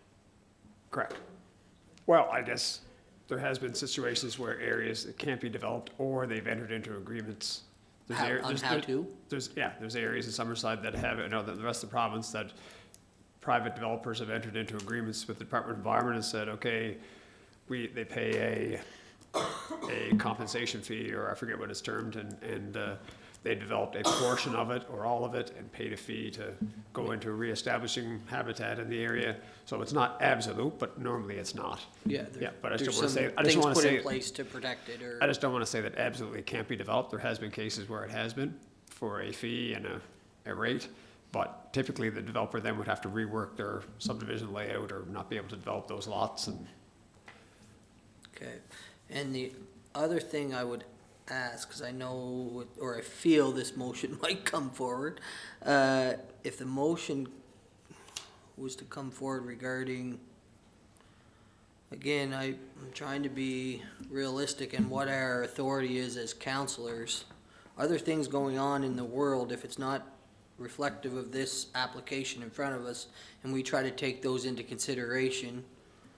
I would assume any applicant would be quickly in front of IRAC, and any of our authority is going to be squashed anyway. So I guess that's just a cautionary tale for everybody. That's my feeling, and correct me if I'm wrong, but if we don't follow what we're supposed to use in judgment of these type of applications, and we go out on feelings, and I'm not saying the feelings from the public are right or wrong, but if we use those to determine something that we're not supposed to, then I'm a little bit nervous of that, so. I just have a couple of, oh, sorry. No, go ahead. Okay, Mr. Chair. I just have 4 quick questions and a couple quick statements. One in here, what's the timeline for the completion of the R12 circuit that's referenced in the package?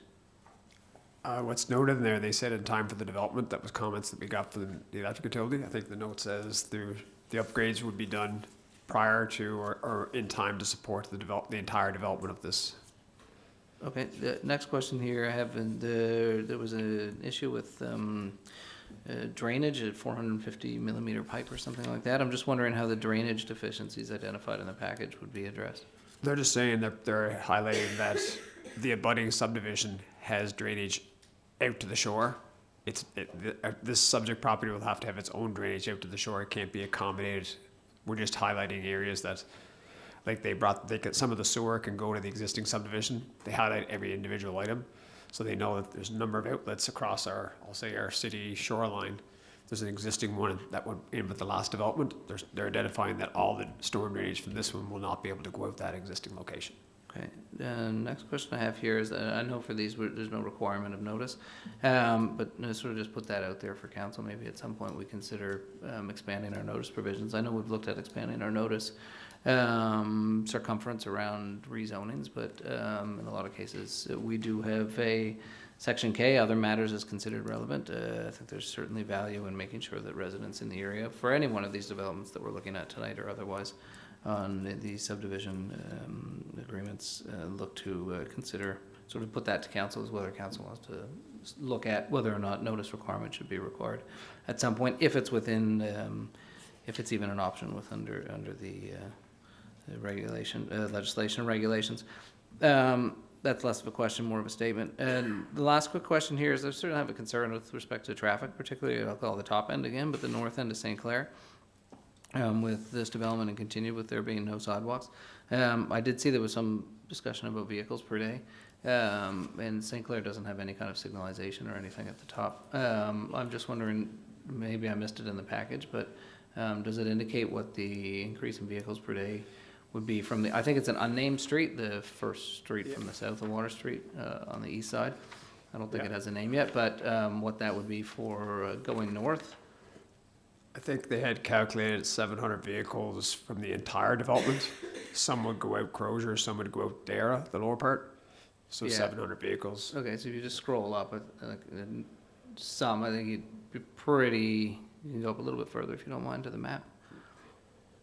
Right, so there's not Yeah. many gonna go on Crozier, pretty much everyone's gonna go up and then follow the path of least resistance like we all do in all things, but, Or they may go across the half one there. I'm not sure what there's two yeah, Croziers. they're getting out at Yeah. the top of St. Clair, that's all. Yeah. And just again, looking at the infrastructure for pedestrian safety for that sort of is a concern I'm just going to flag for myself.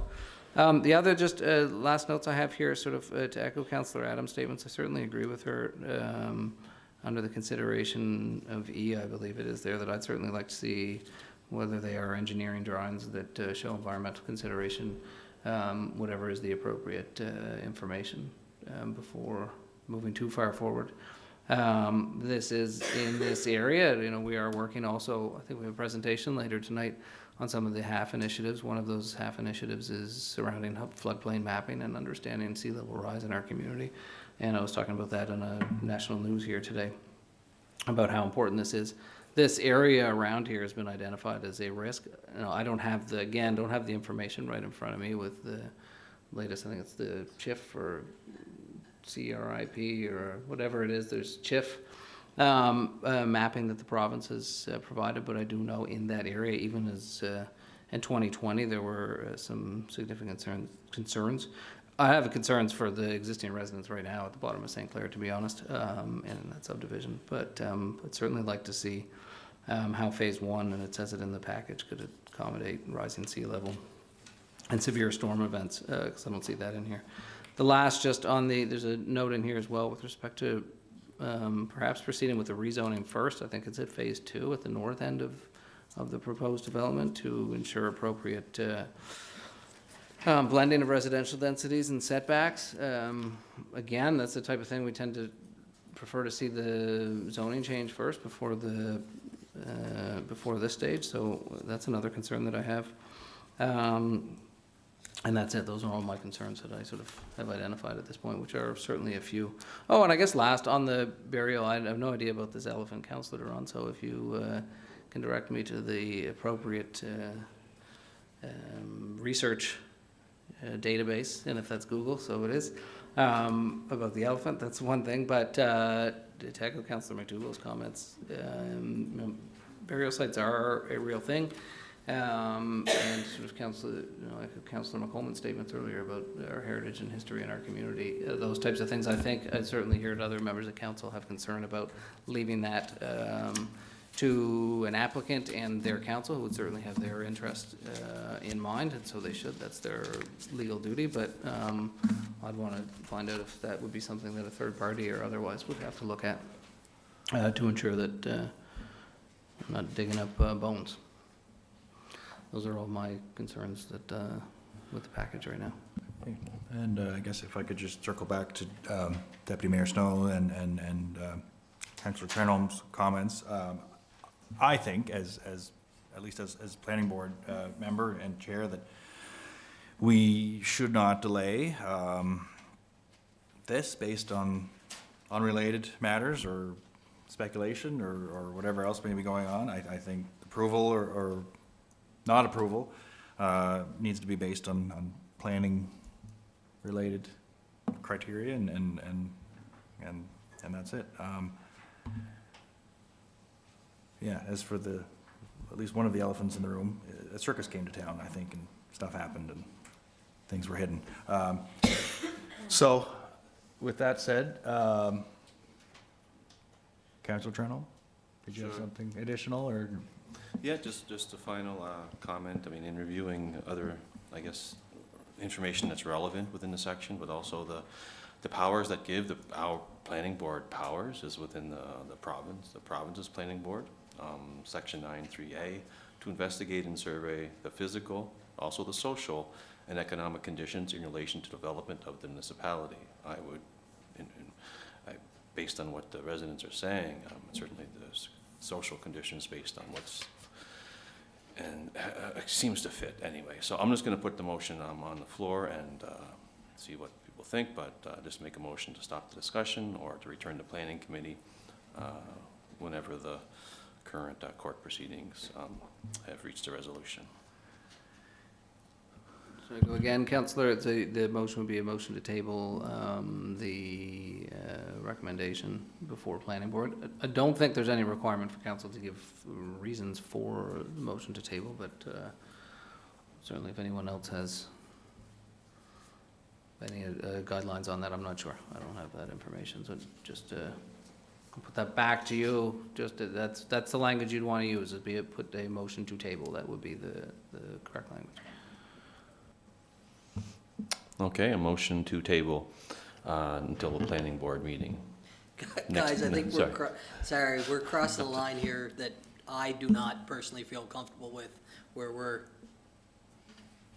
I don't know, it was very evident from Councillor Trenholm's previous statements why he thought it should be tabled, and now to say, I just think, I would caution us with all the rezoning, all the stuff happening, that we take relevant information into consideration when we're dealing with any planning matters and not, again, not that I disagree or agree, I'm very cautious on how the discussion started and where we're going to with it, but I'll leave it at that.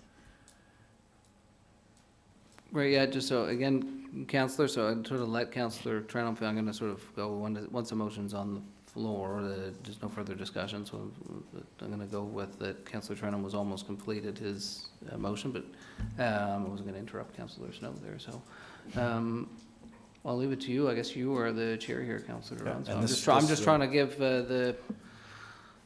how this is supposed to work. Yeah, no, and this, the motion to table would be, this is a planning board meeting, so I would be presumptuous that it would be planning board members that would be voting on the motion to table and not full council.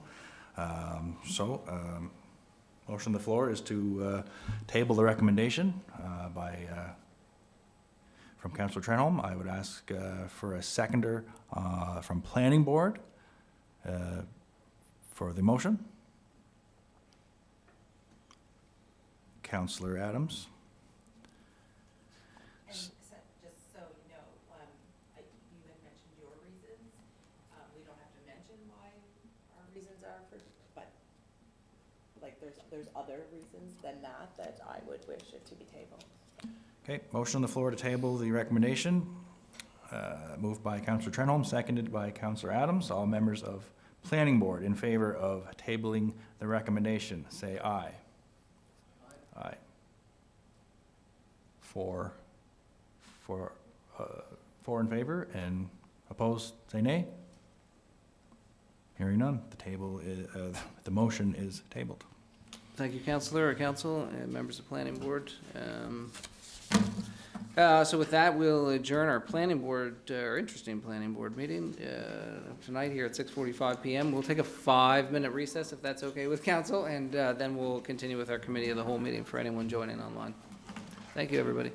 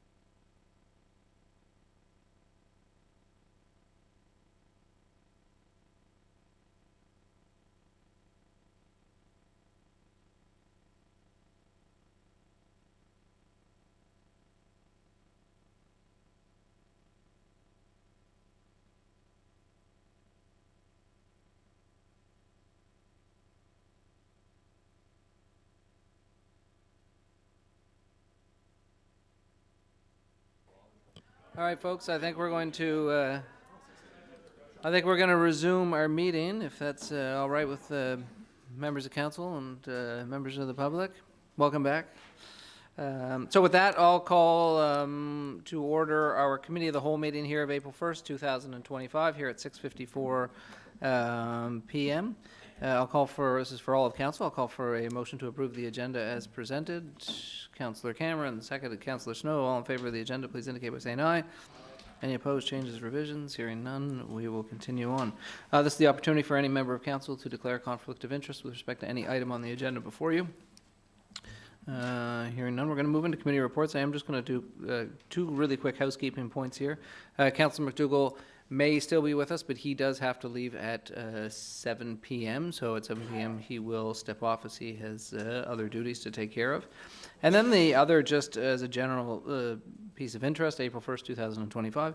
April 1st is April Fool's, everyone knows that, but it is also the birthday of the beautiful city of Summerside. So we don't have a cake here, I don't think, today. But in 2 years' time, 2027, it will be the 150th anniversary of our beautiful city. So yeah, looking forward to that day. With that, we'll move into committee reports and recommendations. This is, as folks know, this is relatively new, but intended to give council an update of what work is underway at committees and is intended to be brief, quick updates. So we'll start at the top. Finance Committee, I know Councillor MacDougall is not here. I think Deputy Mayor Snow is reporting in for Councillor MacDougall, if that's correct. Is that right? Great. Thank you, Councillor.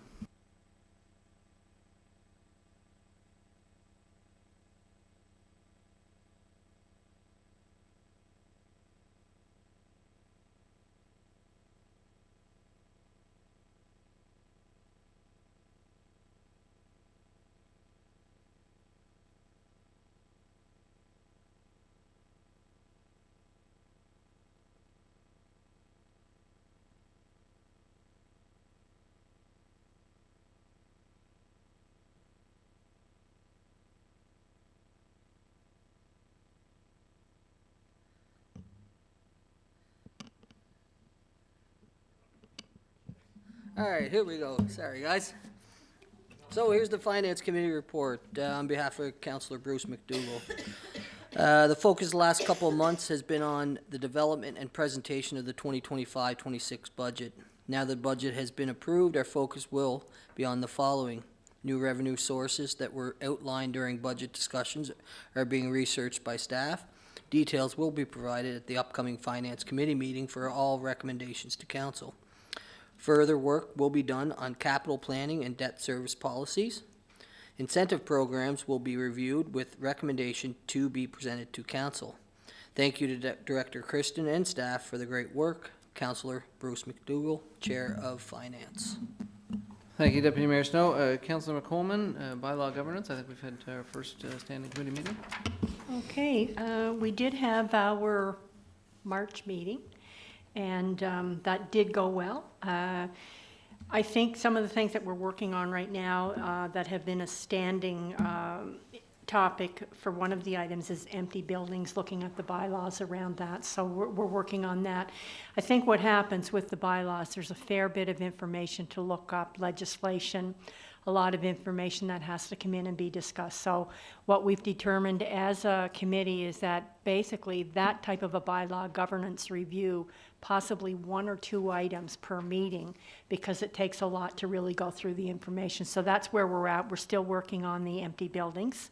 And just a point for anybody that might have an item to add, it's usually, add it to governance and bylaw. But with that type of an area, there's a lot of things that are waiting, and we need to get legal information or whatnot on them. So if you're not hearing back that something's being worked on, we have it tabled, and it will come and fit into that queue as soon as we work on each item that we have ahead of it. And that's it. We're meeting again in April. Thanks. Thank you, Councillor. And Chair, Councillor Doiron, Chair of the Planning Committee, Standing Planning Committee too. Yes, okay, so yeah, the Housing Accelerator Fund implementation is moving forward. We have an update this evening, so there'll be some further details and a presentation provided here shortly. Staff are also conducting a review of the Parkland Dedication Fund.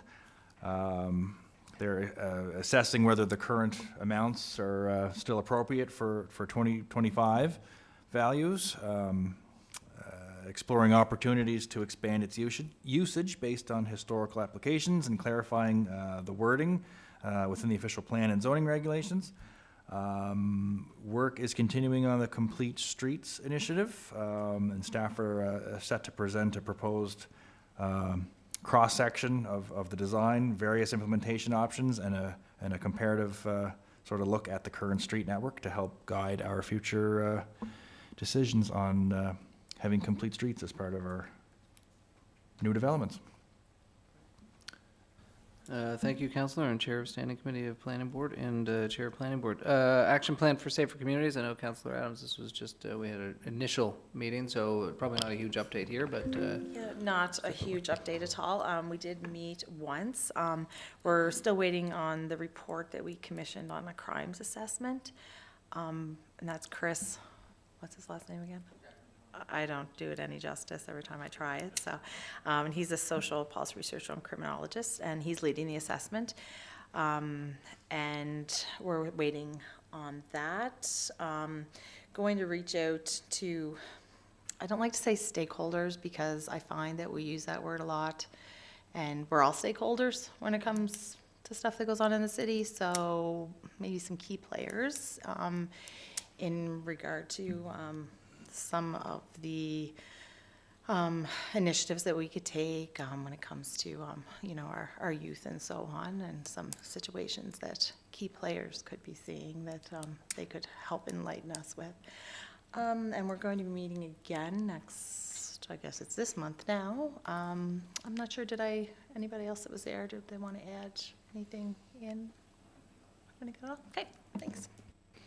Thank you, Councillor, and Chair of our Action Plan for Safer Communities. Excited about that one as well. Parks and Greenspaces plan. Councillor Trenholm, you've taken the lead on this, and I know your group's been doing quite a bit of work. Yeah, I'm really excited with this. We've had 2 meetings so far, and Councillor Cameron also on the committee, so I want to thank him for his involvement.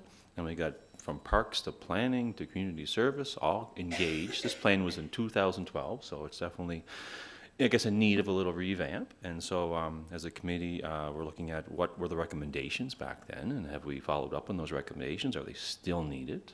Which I think is important. And looking at across the country, what are best practice plans, all this kind of stuff, people submitting like some really nice ideas in terms of some plans they like, or pieces of plans they like, which makes really great sense, seeking out experts in the field. Upcoming, basically 3 things. We're looking at developing a RFP, hopefully to be made, to be issued at the end of April, on developing and having a consultant write the report, write the new plan, make it consistent with other Canadian plans, I suppose. Also having a survey, so hopefully the survey will be ready mid-April, have it open all the summer, because the summer is the prime opportunity there for people to be engaged, I guess, in the parks and green spaces. And then following the survey, a report will be produced. And that report will guide the parks and green space planning, and yeah, really looking forward to all that process. Thanks. Thank you, Councillor. Councillor Cameron is the chair of our Youth Advisory Committee, as well as another committee, but it's just underway, so Councillor. Thank you. Yeah, I guess they're both just kind of underway. The youth committee, we are moving forward. We met with the principal of Three Oaks, Jacqueline Reeves, to discuss the potential interest of the students. She showed that there would probably be a very good interest for this. Going forward, we do have a bit of an outreach with students planned for April 15th to gauge their interest as well, because you can't really have a youth advisory committee if the youth is not interested in advising on the committee. So the whole purpose of the committee is to allow the youth to drive the committee itself and have a direct say in what they think is important in the community. My role in that would be, as chair, to just kind of sit back, let them discuss what they feel is important and keep it going as need be. But I don't think any of us sitting in this room should be telling youth what they want to see in the community. So it's great to allow them to have the opportunity to do that. And we're just waiting for that outreach on April 15th. Great. Thank you, Councillor Cameron. And Deputy Mayor Snow on downtown transformation. I know this one's been on for a little bit here, so and a lot of work done by a lot of people in the community. Thank you, Your Worship. Yes, there has been significant work done by all the subcommittees, so the overall committee structure had 3 subcommittees, transforming our built environment, so making the downtown more inviting and making people want to spend time in our town. Small business activification, so trying to make sure that we're doing everything we can to get businesses wanting to do business in our downtown. And then our special projects team, which they identified several special projects within the downtown that we are looking to take and run with to overall enhance the downtown. All the information has been compiled from all the subcommittees. Myself and co-chair Rose Dennis is now finalizing those reports and putting it into a document that will hopefully be presented to council and the public in the near future.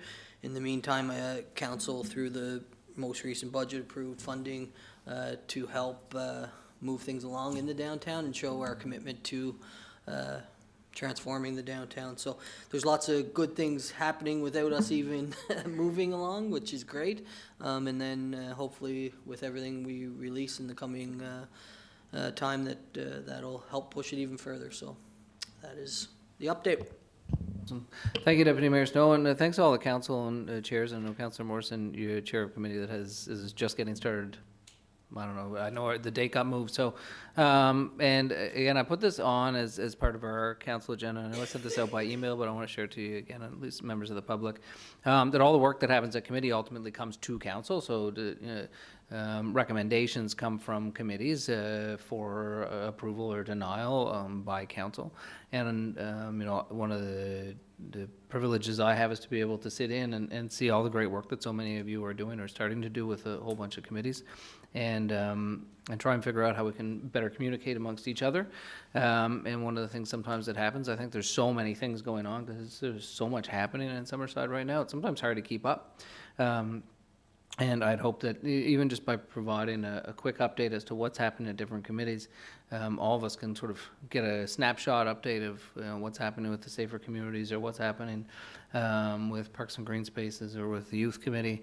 And then if there's things that you are interested in with those certain committees, you can liaise with them. And so that ultimately, though, when things come back to council, we don't go, what was that again? I totally forgot. That was 6 months ago and 5,000 things ago. So that's my hope here. So I really appreciate all the work that you are all doing, and even just taking a few minutes. I know it's a bit of a pain sometimes to then quickly check over and then make a report, but I think it's really helpful. So I really appreciate it. The next we move into item 5, which is staff reports and recommendations. We have 2. We have an oral report from with respect to Tower Street Park from Acting Director Community Services, Robbie Rankin. Robbie, you are up. This would follow, and Aaron's coming too, follow ongoing conversation that was originally brought to Committee of the Whole by Councillor Cameron, and looking for an oral update, as I understand today. Yeah, thanks. So council has went to deputy, or not deputy CEO anymore, CEO JP to revitalize Tower Street Park. So I have taken on that task, directed staff to do a review of the civil work required, a plan for what will go in that park, what it will look like. We'll take that back to the CAO in the next 3-4 months to do that full review. We typically install playground equipment in the fall, so we're looking September, October-ish, potentially leaking into the 2026 budget, depending on what the cost is going to look like. So, yeah, that's the update on the park.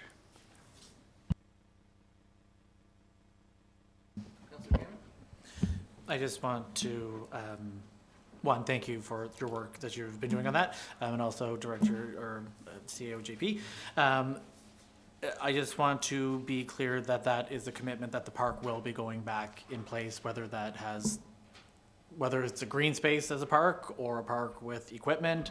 I think that was just a very vague answer of what could potentially be happening with that area. Yeah, we're looking at all the options for that area. As you're aware, we are looking at a new green space plan to be developed in the next few months as well, we hope. So with that review and what we may or may not able to be fit in that area, that will be part of that process. I still don't think that really answered my question. Is there, I don't care like what's going to be put in there. Is there a park, whether that is green space, whether that is equipment, is there a park going back in that area? We're saying roughly around September, October, if it were to be playground equipment. Yeah, so currently there is a space designated for the park. It's a green space right now. There's no equipment in there. What that may look like, whether it will be a picnic table, park benches, whatever, for now to open it up, and then potentially when we do our review with our 2025 plan, what that will look like going forward, that will be determined.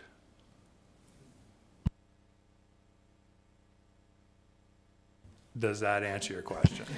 No, I just want a yes or no that there is a legitimate park that will be there. Are you asking about a play structure? No, I want to know that we have. There's green space there now. Correct. There's a And green Is, there, space. is it just green space, or are we doing like? Is it strictly a plot of grass, or are we saying like it's a green space that has picnic tables and it has some shrubbery? It has. Because, I mean, people can find their backyard if that's what they really want. I just want to know that we're doing something with that piece of land that is not just grass. There's a conceptual plan being done. There's no budget allocated to Tower Street Park. It wasn't part of the conversation during the budget process. So we're going to try and squeeze whatever we can into this year's budget to potentially reinstall the playground equipment that was there previously. And we're going to try and find dollars in our operation budget to put benches and picnic tables and other green space related items, and then if there's a plan for future development of that park, it will be part of the 2026 budget process. Perfect. I appreciate that. Thank you. I'm just wondering, can anything come out of, if we don't have money allocated, whether it be the 25 area budget or in 26, could anything come out of the green space reserve? You know, when we dedicate money to parkland, could there be any type of an amount come out of that reserve to help go towards that green space? Would that help? Any thoughts? I mean, we do have money. Yeah, I think we have a reserve, but I'm not sure it's funded. Is it funded? It is funded, but we do like to try and have those reserve conversations about expenditures as part of a bigger parks look at the budget process, rather than kind of doing them in a vacuum midway through the year. I don't want to speak for Robbie because he's going to probably get mad, but I'm confident we'll be able to do something that's satisfactory in this year's operational budget, and then with plans for a bigger, better park down the road. Thank you. And I appreciate that, and I just want to go back and say there was nothing wrong with your answer, Robbie. It's all good.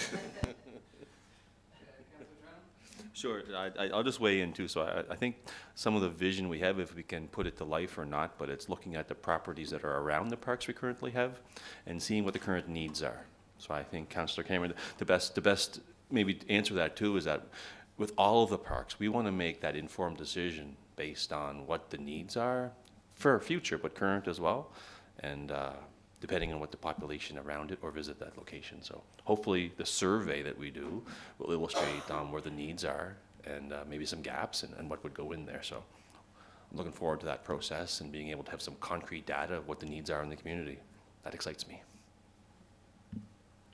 Great. Thank you, Council and staff. Thank you, Robbie, for sticking around here tonight, and look forward to the park coming back to life and then coming to even more life. That's great. Good job, Councillor Cameron, on pushing this this onto the agendas for sure. Next item, we have 5B, which is a recommendation from Summerside Police Department Deputy Chief Blackyear with respect to a school zone, which is a reduced speed zone along South Drive near between Coulsomere and Greenfield. So, Deputy Chief, I will hand that over to you.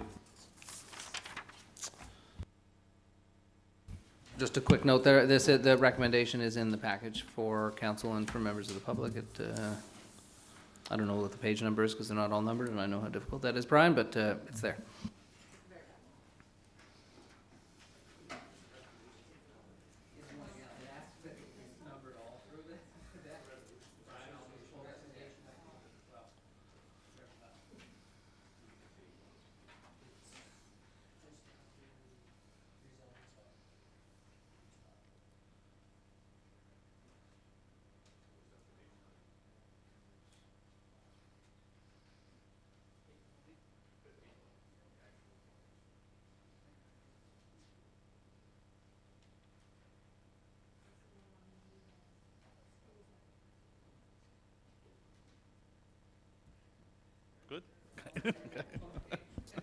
Thank you. I was asked by CAO to take a look at the area on South Drive that encompasses Athena School and Nicole Samare and determine whether or not it would be feasible to implement a school zone in that area. So just some information about that area. It's currently a 50-kilometer-an-hour speed zone. There's a sidewalk only on the east side of South Drive. South Drive, as you know, is a high traffic volume area, and particularly during morning and afternoon commutes when students would be coming and going to and from school. The absence of a sidewalk on the west side of South Drive is a concern if and when young children are trying to navigate that area. And the area is really just kind of a mirror image of the area on McEwen Road that encompasses Three Oaks and Athena School, and we do have a 40-kilometer-an-hour school zone there to make the area safer for students coming and going to and from school. So my recommendation would be to, in fact, create a school zone on South Drive that would start in the area of McQuaid Court and extend as far north as the intersection of north, south, east, and west drives, and that'd be a 40-kilometer-an-hour school zone in that area. Thank you, Deputy. Any questions from members of council? Councillor Doiron, just a quick flag as well. This is noted as a resolution in the next special council meeting, which follows this, so there's no voting at this stage. But Councillor Doiron? Yeah, just one question. I guess when we refer to it as being a school zone, does that mean it drops to 40 June to September to June, 8 a.m. to 4 p.m., and Yeah, other times it's still the 50? Yeah, it would be the same. It would just be during 8 to 4 and from September till June, as you said. Yeah. Similar to McEwen Oaks, Road and yeah, other okay. school zones, yeah. Okay. Sure, yep. I would just like to, I guess, table this to put it into the minutes as well. It's a one-page from the Geometric Design Guide for Canadian Roads. It's Pedestrian Integrated Design, Chapter 6. It just talks about the rate of speed and pedestrian probability of death. So it's a chart which I can't really illustrate with my words very well, but it shows a significant decline as speed decreases. From 50 to 40, and I've also highlighted where 30 is as well. It's a significant decline in a probability of death, and certainly the best cities across the world are reducing their speeds to make sure people are safe. So I'll just like to table that and to include that in the minutes. Thank you, Councillor. Yeah, I don't want to get into technical stuff as well, but yeah, you sort of generally say I don't think a motion's needed, so you can just move that the document be added to the record and submit the document to Brian here. Councillor Snow. The only question I have would be regarding the signage and what that looks like, and currently is it sufficient, or is there ways to improve signage in our school zones now? I didn't even realize there was a school zone up by Three Oaks, to be honest. I think it's a great idea to have school. We'll keep an eye out for you. Yeah, when you're traveling exactly. through there, then. Like, when you said that, I'm trying to think like, hey, but I'm being honest, and maybe I know acting CAO has mentioned this a lot of times about signage and keep adding signage, and maybe you just end up missing it. But I think is there enough? I've been in other municipalities recently that I got to school zones and I knew I was in a school zone, right? Like it was in your face. And I just, maybe it's just from driving the road so much that I missed it, but I guess, and when we're doing it, let's make sure we do it correctly so it's, everybody knows and it's not like, oh, I got you, you're in a school zone and we didn't know. Oh, yeah, no, I think if this were to move forward, I think some public education with the communications team would be ideal, and as you said, sufficient signage as well. I don't see any further comments, questions from council. Thank you, Deputy Chief. As I mentioned before, there's a draft resolution here, I think, at the special council meeting that follows this one. So, thank you, Deputy. Thank you, Council. With that, we move on to Committee of the Whole discussion items. Also, just by way of information for Council, so one of the things that I have a note here on my notes to work with Brian and with JP to integrate any submissions into Committee of the Whole. Sometimes we can't put them all into each monthly meeting, or sometimes there's other things happening, and I try and call individual councillors when we have to move things around. But what I'm going to do is move that, if JP and Brian, if the three of us can sit down and make sure that we integrate that working list as well into our new project management software that we're using for a variety of things. I think that will help, certainly help me and help you, council, to make sure that things don't get missed. I think we're doing a better job of that collectively, but I think we still more to do and better to do. So that's just a quick note. So if you haven't seen something here, what I will do is we'll create that list, and then I'll probably send it around all of council to make sure we haven't missed anything as we merged into our new project management software. First item I have is intersection update, South Pope, South East West. This is Councillor MacDougall. Councillor MacDougall, I don't think is with us anymore in the meeting.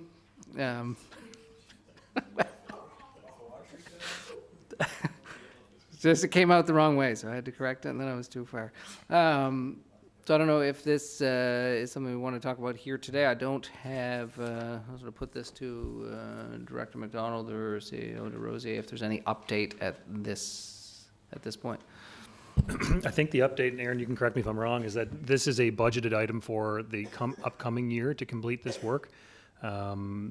I think there was a discussion during last year's budget to have this work completed, but with the ongoing construction on Pope Road, the traffic counts would have been inaccurate, so it was thought to push it to the completion of that construction and do the traffic information study this budget year. And I think that work, once the major tender work is completed right now, they'll move towards some of the smaller items through the summer and get that work done and bring it back to council when it's complete.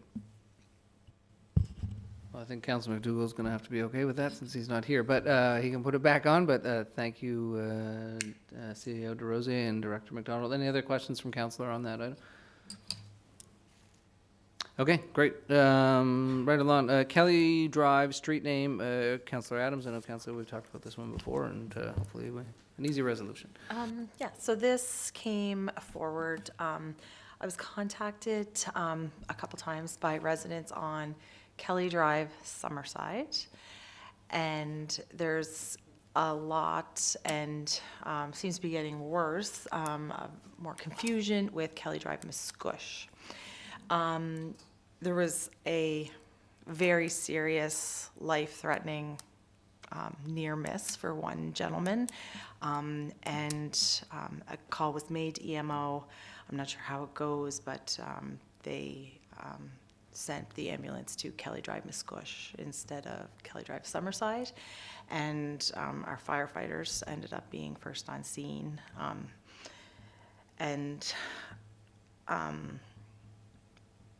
there's been different instances. It's not just emergency issues, but that is one that's very serious. So when I asked about the history behind Kelly Drive, because it's in Perry subdivision, which is named after our former mayor, Francis Perry, I asked what the relevance was to Kelly Drive in specific, and it's after, I believe, Erin, was it Linda said her granddaughter? I'm not sure which one. Okay. Anyways, it's Dorothy Kelly is who it was named after. I believe that's what Linda had told me.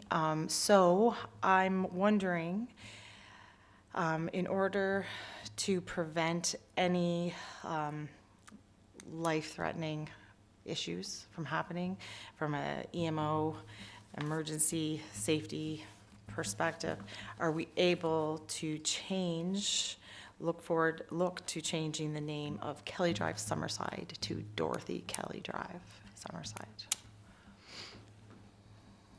Thank you, Councillor. So ideally, this would then go to our streets naming committee, which I think is Chief of Fire and Linda, and then bring back I think there'd have to be I don't know how this exactly works, but something to council. So we're just asking that come, staff consider it and bring it to council before there's another situation of a mix-up with two Kelly Drives. Within a And I mean, we sort of, you could approach Muscush, but we figured since there was some historic relevance to why this was named what it was, it might just be, in addition to it being a safety cautious, preventative measure, it would also pay tribute to the reason that Kelly Drive is named Kelly Drive. So, if we can bring that. Great, so if forward, there's no that'd be great. concerns with council, then staff can bring that forward, whatever the appropriate procedure is to Yeah. change the name of the street. Yeah, I'd like to, you know, And to whatever, I yeah. don't think they have to do their piece as well, make sure Yeah. it doesn't sound like Yeah. another street name in the city. Anyways, I know the residents that reached out to me, it was quite a scary event for them, so, and I appreciate them bringing it forward, so. Ironically, when they were talking to me about it, they explained something to me, and the whole time I thought what another event they were talking to me about happened in Kelly Drive, Muscush, but it was actually Kelly Drive, Summerside, so I too I had just clued in at that time, so the mistake easily happens, so. Anyway. It'd be great. I'm just wondering, just if council could maybe humor staff for maybe from now until the next meeting. What we'd like to do is propose we go back to Island EMS and other emergency service providers and kind of learn from them about the overall situation, not just with Kelly Drive, but other kind of mirroring, because we don't want to be changing every potential street name in the city because there's other street names island-wide, and get some feedback from them on what they would suggest, and then bring that back to council, and then if council deems that they'd like to move forward with the name change, then we can look at that. I know there's some concerns with hyphens in names too, right, Aaron? We had some brief chats about that. So if you could give us a couple of weeks to just do some outreach through Deputy Blackear and Chief Ron there first, and then kind of summarize that before we go and change names. Yeah, so this would be this would be similar to Roy Boats or something like that. It's, Well, I'm just thinking Queen Streets, and there's Yeah. all kinds of different names island-wide, and dispatch is an island-wide service, so Yeah. there's probably a bigger Yep. concern here, and if there's good, like, I know Kelly Drive has been named Kelly Drive for a long time, like 30 years or more, and it's a serious incident, we certainly don't want any more to happen. Yep.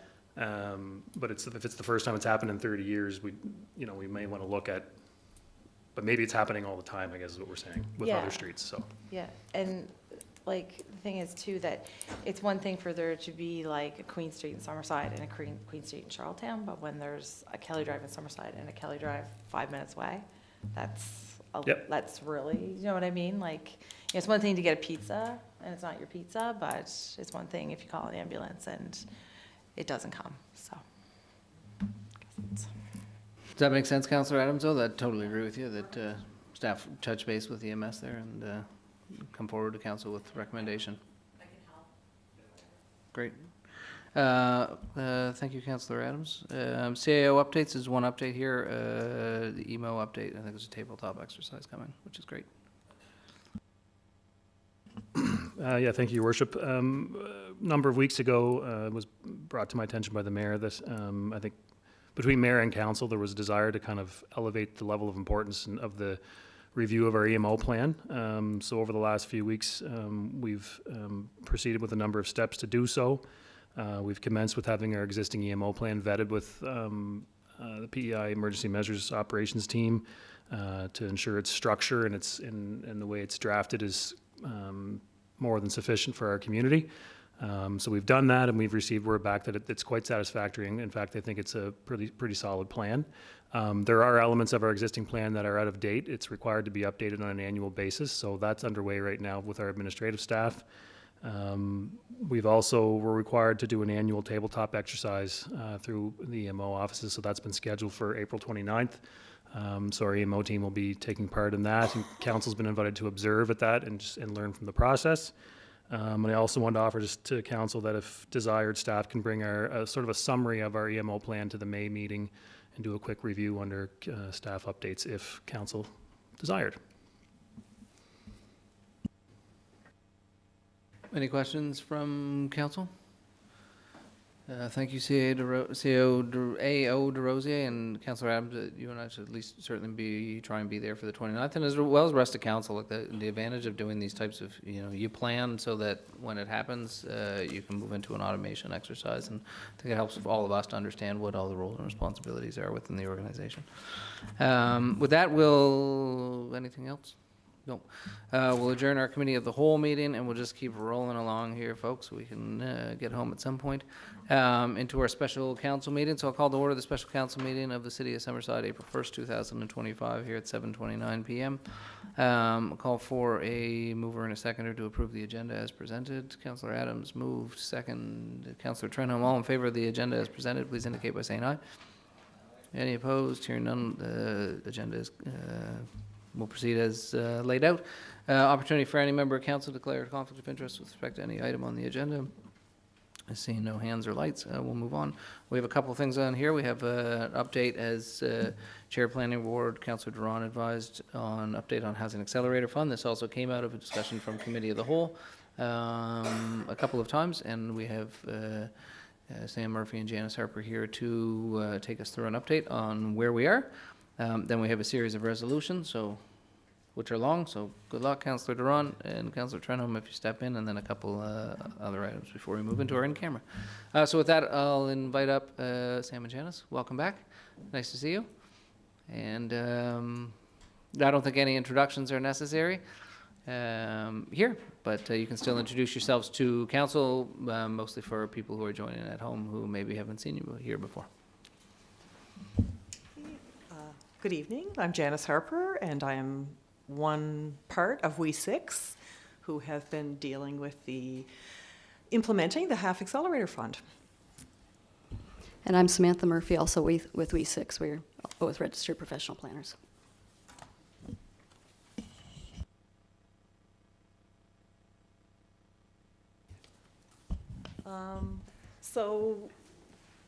We've been on quite a journey, so we thought tonight that we would have a short presentation to discuss where we've been. So we're reviewing where we've been, but to focus on the current, what's going on, and what are our current, what are the current stages or current steps for the Housing Accelerator Fund.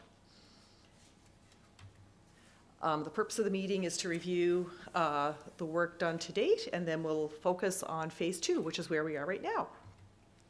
Of course, the timeline very quickly. The Task Force on Attainable Housing kind of set the stage for the HAF program, which was approved in December 2023. As we're all aware, the official plan and bylaw amendments were completed at the end of 2024, close to the end of 2020, well, later in 2024, and now we're at phase 2. So we're at phase 2. The city is now at a program stage, and Samantha will provide details as we get further into the slideshow. So the Housing Accelerator Fund, we have a number of outcomes from phase 1, of course, the official plan, the zoning bylaw. We also have a land supply study, which isn't really a public-facing document for council, but it informs and can continue to inform work and programs that we are going to introduce tonight. Other work that has been initiated, of course, is the construction on the active transportation pathway, and we do have a background study, which is for an updated official plan, because we still are of the opinion that there will be further updates to the official plan at some point in the future. So the updates that we did specifically facilitated a lot of the HAF programming, but there's still, in the future, there will be more to do. This is an important slide because this talks about really our numbers and our deliverables. So the projected benchmark, like the status quo, was expected to produce about 555 housing permits over 3 years. The HAF program is designed to incent or to bring more permits online, and that number in the application was determined to be 132 extra units.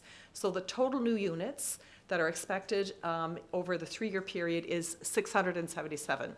And if I can bring your attention to the column that says to December 6, 2024, missing middle are 4 stories and less apartments, apartments, townhouses, or accessory dwelling units.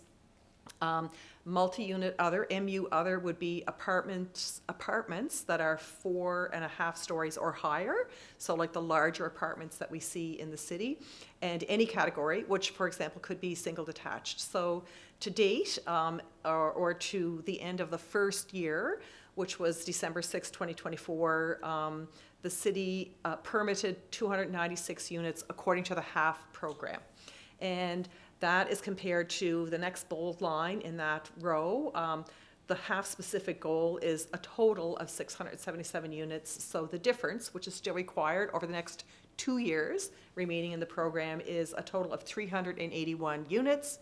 And if you follow that column up, we're looking at permitting 243 units that would be 4 stories or less, 50 units that would be 4.5 stories or higher, and 88 units that could be single detached or any other category.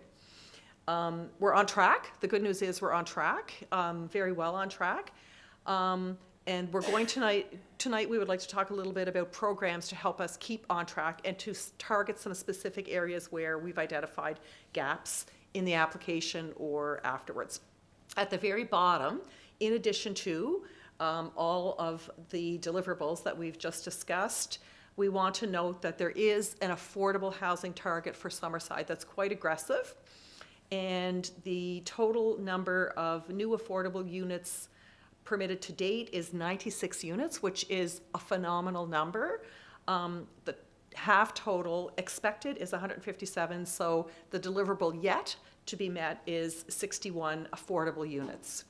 So that's an important number, and that's really a subcategory or separate and distinct from the other units. So an affordable unit could be in a multi-unit, it could be in an apartment, it could be in any category.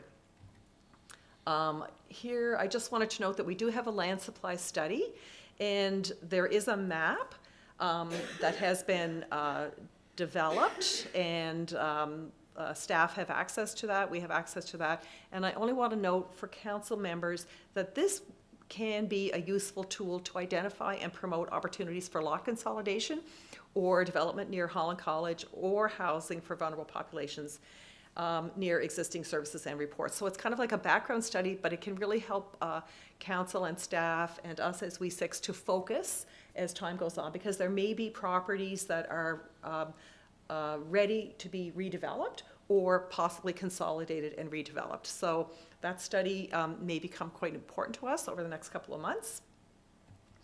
And now we'll go into phase 2 overview. Maybe you want to take a little bit? Yep. So a lot of these graphics would be familiar to you from the first phase, but we had been flagging that there were certain tasks that we couldn't start until the bylaw and official plan work was complete. So we have a number of initiatives that focus on design guidelines in some form or another, and what we'll be talking about over the coming months is what that looks like. No decisions need to be made tonight on that. As well as incentive programs, so those are grants directly to facilitate new units, and that I think is one that would be exciting for the community as a whole. And then sort of 3 that fall into other buckets, and we'll touch on them really briefly. For the incentives, knowing that this is likely one of the priorities for the community, there are 5 different categories that we had included in the application, or that the city had included. The accessory dwelling unit one is grants for new units. Most of them are grants for new units. The housing and zoning for vulnerable populations. The design requirements for missing middle. Again, the initiatives were, the name is not necessarily reflective, because this is not just about the design requirements, but it's about promoting missing middle units. So that would be a grant for new units.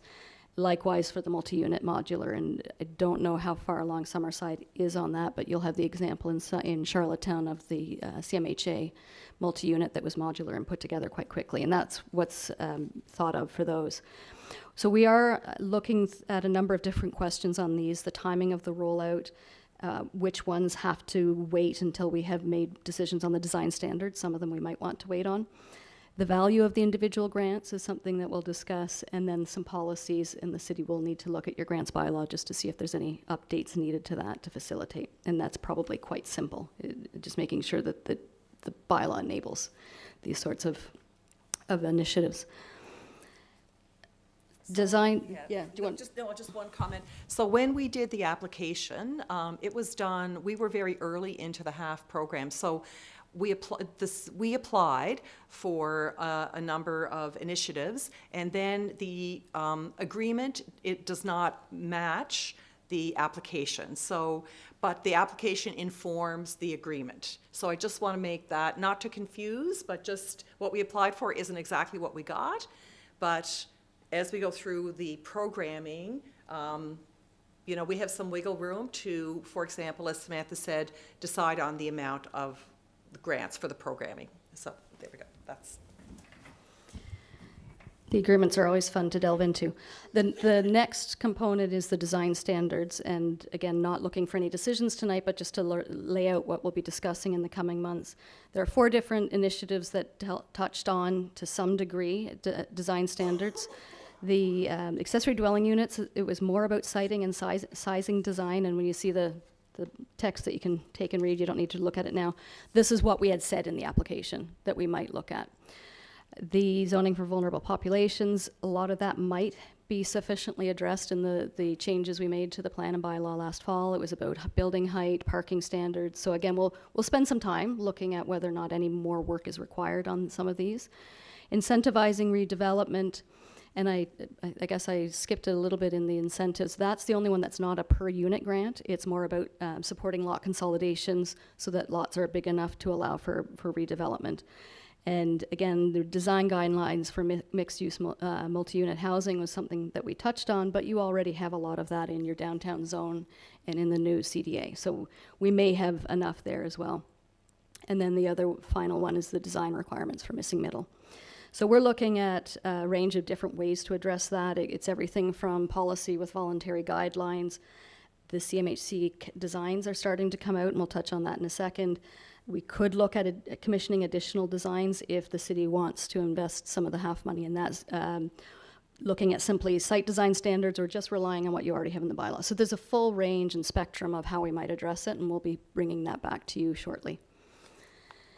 And again tonight, sorry, we're tag teaming. So the housing design catalog has been released by Canada Mortgage and Housing Corporation, and part of their approach was to have specific designs for certain parts of the country that would meet local requirements. So on Prince Edward Island, we have very unique requirements for architects to stamp buildings beyond a certain size. And it's our understanding that when the final designs come out for Atlantic Canada, that those will be, I don't want to say pre-approved, but they will meet the requirements for the Building Code and the Architects Act on PEI, giving the municipality the option to adopt those designs. So there is a catalog. It just has, for Atlantic Canada, we don't have the detailed interior designs or plans yet, but we do have the building footprint and general designs. Let's go to the next one. Oh, there's an example. Yeah, there's an example. Yeah, so here we go. So here we have it. So we have some options, and when we roll out more information to council, you can decide whether or not you think these are suitable for Summerside, and if with suitable as is, as Sam said, there are a full range of options, suitable as is, suitable with modifications, or not what you envisioned, or not what would suit, and if that, if those designs are not amenable to council, then we can look at developing an RFP and having someone else design something that would be a better fit. And so we have a full range of options. I'll just go through a couple of slides. So do we have another? No, we don't. We have some at the very end. Okay, so this, we just want to highlight that we'll be bringing more information forward to you, but at this point in time, we will forward the link to the information as we have it. And I also want to note that there are designs for other parts of Canada, and it's possible that once the catalog comes out, maybe the changes aren't that significant. Maybe they could be adapted for Summerside, but until we see more details, we don't really know. Okay, anything to add? No? Okay. All right.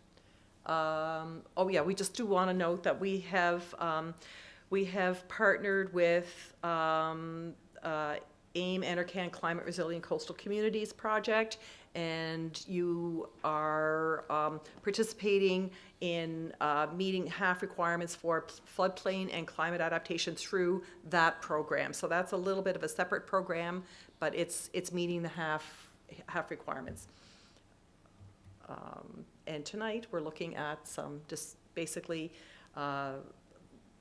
introducing the idea that we will be looking for information on support for accelerated development of 3 initial grant programs and guidance on the value of an ADU grant. So most of the grants are, in the application, we stated that the grants were to be $5,000 per unit or per permitted unit. And CMHC has advised us that there is wiggle room if we think that the money that has been set aside by CMHC for the city of Summerside for grants is not a suitable or is not enough. The city has some room, some wiggle room to increase a grant or to focus on a particular area. So for example, Summerside has said that it wants to develop a number of affordable units. Council can think about, as we roll out the programs, do you want to focus certain grants on affordable units, or do you want to add to a grant so that it's not $5,000 but $10,000? So we're preparing we're calling the position papers on various options and grants that we'll be bringing forward to council, and we'll be looking for feedback from you. And essentially our next steps are to finalize the grant programs and policies and administrative processes. As Samantha said, we have to confirm any need for a grant bylaw update. We'll be sending these grant programs to council for approval, and then of course we'll have to roll them out to the public, because there'll be a public phase 2. There is money available if you apply under this or that program. Any more details? No, I would just say that we picked these 3 as being the most straightforward to roll out while we do some of the other work. The grant for ADUs in particular is pretty basic once the decision is made on the value of the grant. We will be looking at who's eligible, if there's specific sort of targets or gaps in what you're already seeing.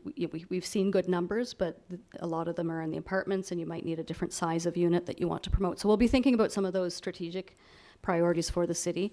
But these 3, and the lot consolidation one is also fairly straightforward. It's up to a certain amount to consolidate up to a certain number of lots. So again, these ones are easy. The other ones are less straightforward. So we'll come back to you on those ones.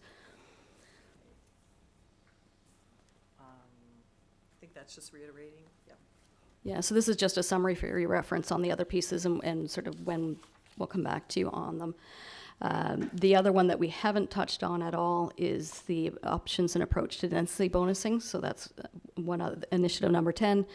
And just thinking about ways, whether there are ways in your bylaw to allow for density bonusing. So often it's, if you confirm that a certain number of units are dedicated to affordable units, then someone gets extra units or an extra floor, that sort of thing. But what we heard through the task force and in other places is that some of those bonusing provisions don't actually incentivize. They're not enough of a bonus, or people are going in different directions. Underground parking is one example of that, where it often just doesn't make business sense. So we'll do more research on that, how it's being addressed somewhere else in a number of other places, and bring that back to you as well. And I think that's it. We are open for discussion. And I just have a few extra pictures, just so you have an idea what's in the catalog, and we will send that information along to you so you can individually look through the initial catalog. So this is all that we have right now, not much information. These are 2 options for accessory dwelling units. As you can see, they're placed in the back of the lot. Stacked townhouses, and that's. Yeah, and these are 4plexes, I think. Yeah, 4plexes or 6plexes. So, yeah, so we'll send that information along, and we'll be, so no decisions tonight, but we're just introducing the next body of work that's coming your way, and it's an opportunity to ask some questions if you have time or energy, and we're always here to answer questions. I just was wondering, how did they come up with, like, what were the parameters for designs for Atlantic Canada versus, like, how is it Canada divided first? Is it Atlantic, Central, West, or like what's the? That's a good question. Yep. I believe, going from memory, Saskatchewan and Manitoba might be together. I think some of it's climate related. They would do different building requirements in different places. Ontario has its own Quebec and BC, so they're all separate, and then Atlantic. And I think, again, we haven't been involved in this process, but they would have looked at some of the common built forms, so what the existing housing looks like in the regions, and it is different across the country. So if you play with, the catalog online is quite accessible, and there are some, to me, quite nice units and designs for other parts of the country that might fit here quite nicely. The designs that they're doing, though, the building plans and all the detailed parts might need to be modified to meet our code, our climate, that sort of thing. So when you say they designed them, who? CMHC. Yeah, CMHC. so they had commissioned, they had commissioned a number of, a large volume of work on this.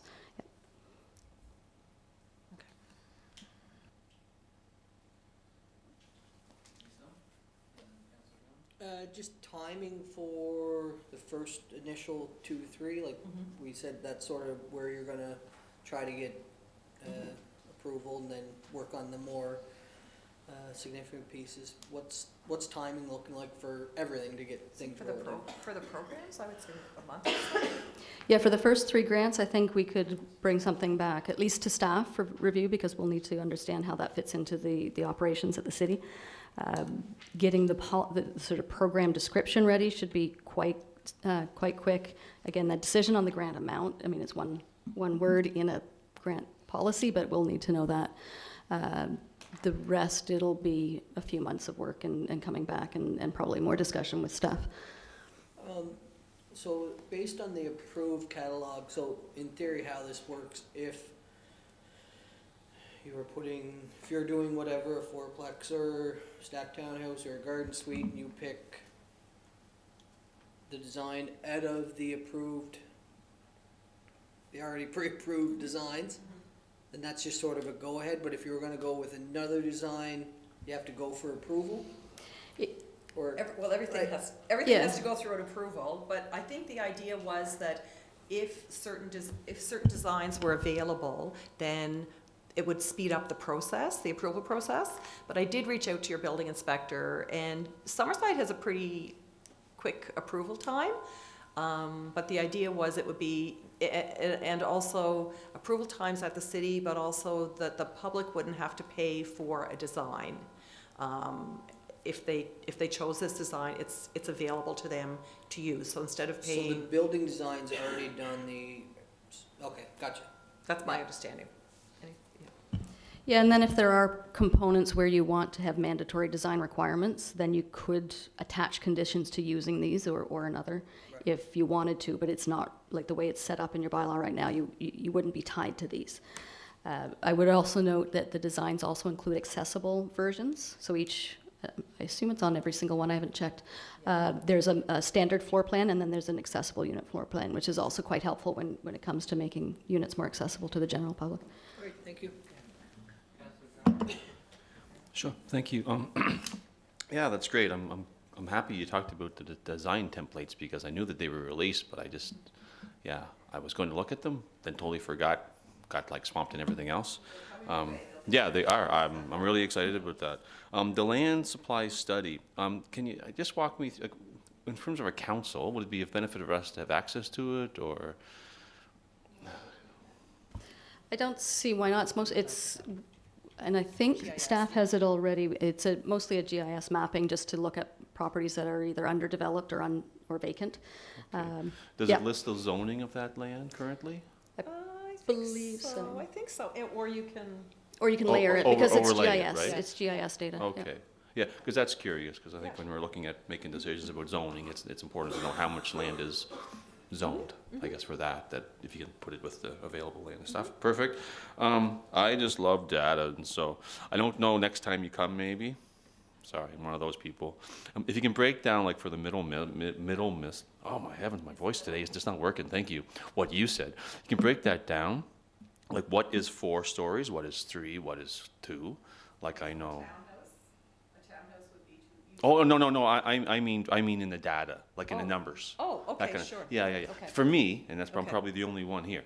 That really interests me, right? Because I know. Yes, and I that, know if you're looking at the whole founder of Middle Missing, like he's kind of a 3-story and under, and because CMHC has taken the feedback from the community, I guess the cities, right? They've increased it to 4 stories, right? Like I think it's important, for me it is, to know how much has been approved in the story, per story. Yeah. and that's something that our reports are based on the city's data. It's Okay. based on your permit, so Yeah. it's, I would, how available is that data generally? But on an ongoing basis? On a monthly basis? We'll get you something, again, it's periodic. How often do you report? Once a year? Yeah. Oh, yeah, no, semi-annual, yeah. And I guess for that, like ADUs, like finding out how many, like I'm looking at some of the permits, like I don't know there's any here, but I know I can see that they're coming through now to the city, and those type of, it's really nice to say that, council having voted, it's nice to see some of those things being implemented that aren't maybe the major high scale apartment building, but it's just a garden suite or an ADU. Like it's nice to see, okay, like the community are accessing things that we've approved. To me, that's really important to understand and realize. And when you see an apartment, a 4-unit apartment or building, it's just taking shape. It's like, wow, and you can look at the location. Yes, no wonder, it makes sense that they did that. So yeah, maybe just a couple more columns in that chart or thing. I mean, sorry. Sorry. I know, I'm sorry. And I'm probably the only one, but I really like that in-depth data. It's just helpful for me, that's all. All right, great, thank you. Yes, I just wondered if you could go back to the drawings that you showed on Deputy Mayor Corey's, just the slide that you just had with all of the housing. The question was options design for Atlantic Canada, right there. I think that's it. Okay, this is related but not related. I just want to take a minute because the visual is there. I wanted to point it out to my colleagues. That's exactly what I was talking about tonight in our earlier discussion on the other matter, on the application. You can see those buildings, how some of them are set back. You can see the different colors. You can see something with the roofing that adds just a touch. It's not metal. But you can see the scape, the streetscape, it's a lot more attractive than steel. That's the optical that I was trying to point out tonight. Thank you. Thank you, Councillor. And just for Sam and Janice, so down the road, Council will have the opportunity to potentially adopt CMHC or to add to it and to amend it as well, what these options look like. Great. Thank you. I don't see any other questions from council. Thank you very much for your work. I know this is big stuff. Like this is a lot of work. And when I look across the region, there are not a lot of municipalities in Atlantic Canada who have been able to do what we've been able to do here in Summerside. And there certainly are no other municipalities in PEI who are as far along and building as sophisticated, being as sophisticated as we are really here in Summerside. And you can see the results. The affordable housing numbers are fantastic. Being on track is fantastic. I think that's one of the things we really pride ourselves on is not only stepping up but also following through, and your support has been fantastic. The other piece I just note, and maybe this is for staff and for yourselves, we have a new city planner here, City of Summerside, who just started recently. It would be great if you could engage with her as well to bring her into the fold, because she'll be carrying a lot of this stuff forward in the years ahead. So just sort of a note to staff and yourselves to try and loop her in and continue to grow that. I know you've got quite a team behind you doing all this work, so I really appreciate it. Great, thanks for the time.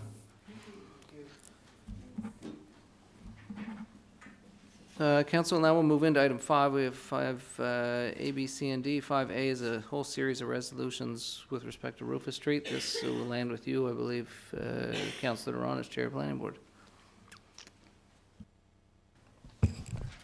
Okay, thank you very much, Your Worship.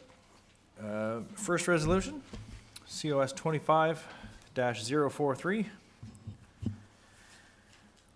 Whereas an application was received from Cameron Apartments, Inc. to amend the official plan for PID number 304188 from commercial land use to residential land use under the City of Summerside official plan.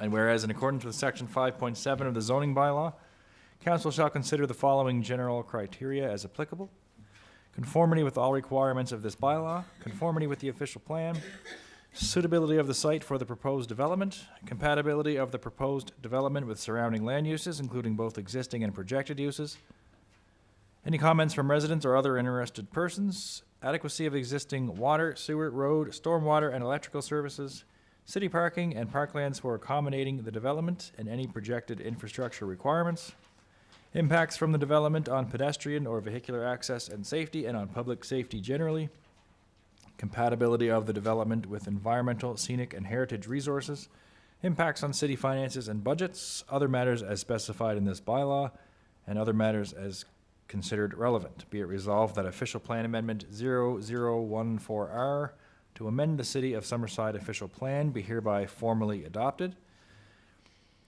This bears the recommendation of the Planning Board meeting held on March 4th, 2025. And the official plan amendment 0014R to amend the City of Summerside official plan. The Council of the City of Summerside, under authority vested in it by Section 18 of the Planning Act, hereby enacts as follows. The land use for PID number 304188, as shown on Schedule B of the future land use map, is designated as residential land use, hereby excluding it from its former designation of commercial land use under the City of Summerside official plan. Moved by myself, and I would ask for a seconder from Council. Councillor Morrison. Thank you, Councillor. Resolution COS 25-043, moved by Councillor Doiron, seconded by Councillor Morrison, is on the floor. Further comments, questions, statements from members of council? Hearing none, we'll call for a vote. All in favor, please indicate by saying aye. Aye. Any opposed? Hearing none, the resolution is carried. Councillor Doiron, back to you. Resolution COS 25-044, whereas an application was received from Cameron Apartments, Inc. for a zoning amendment for PID number 304188 from light industrial M1 zone to medium-density residential R3 zone under the City of Summerside zoning bylaw. And whereas zoning bylaw amendment 0015R, a bylaw to amend the City of Summerside zoning bylaw, was read and declared as read a first time at the council meeting held on February 19th, 2025.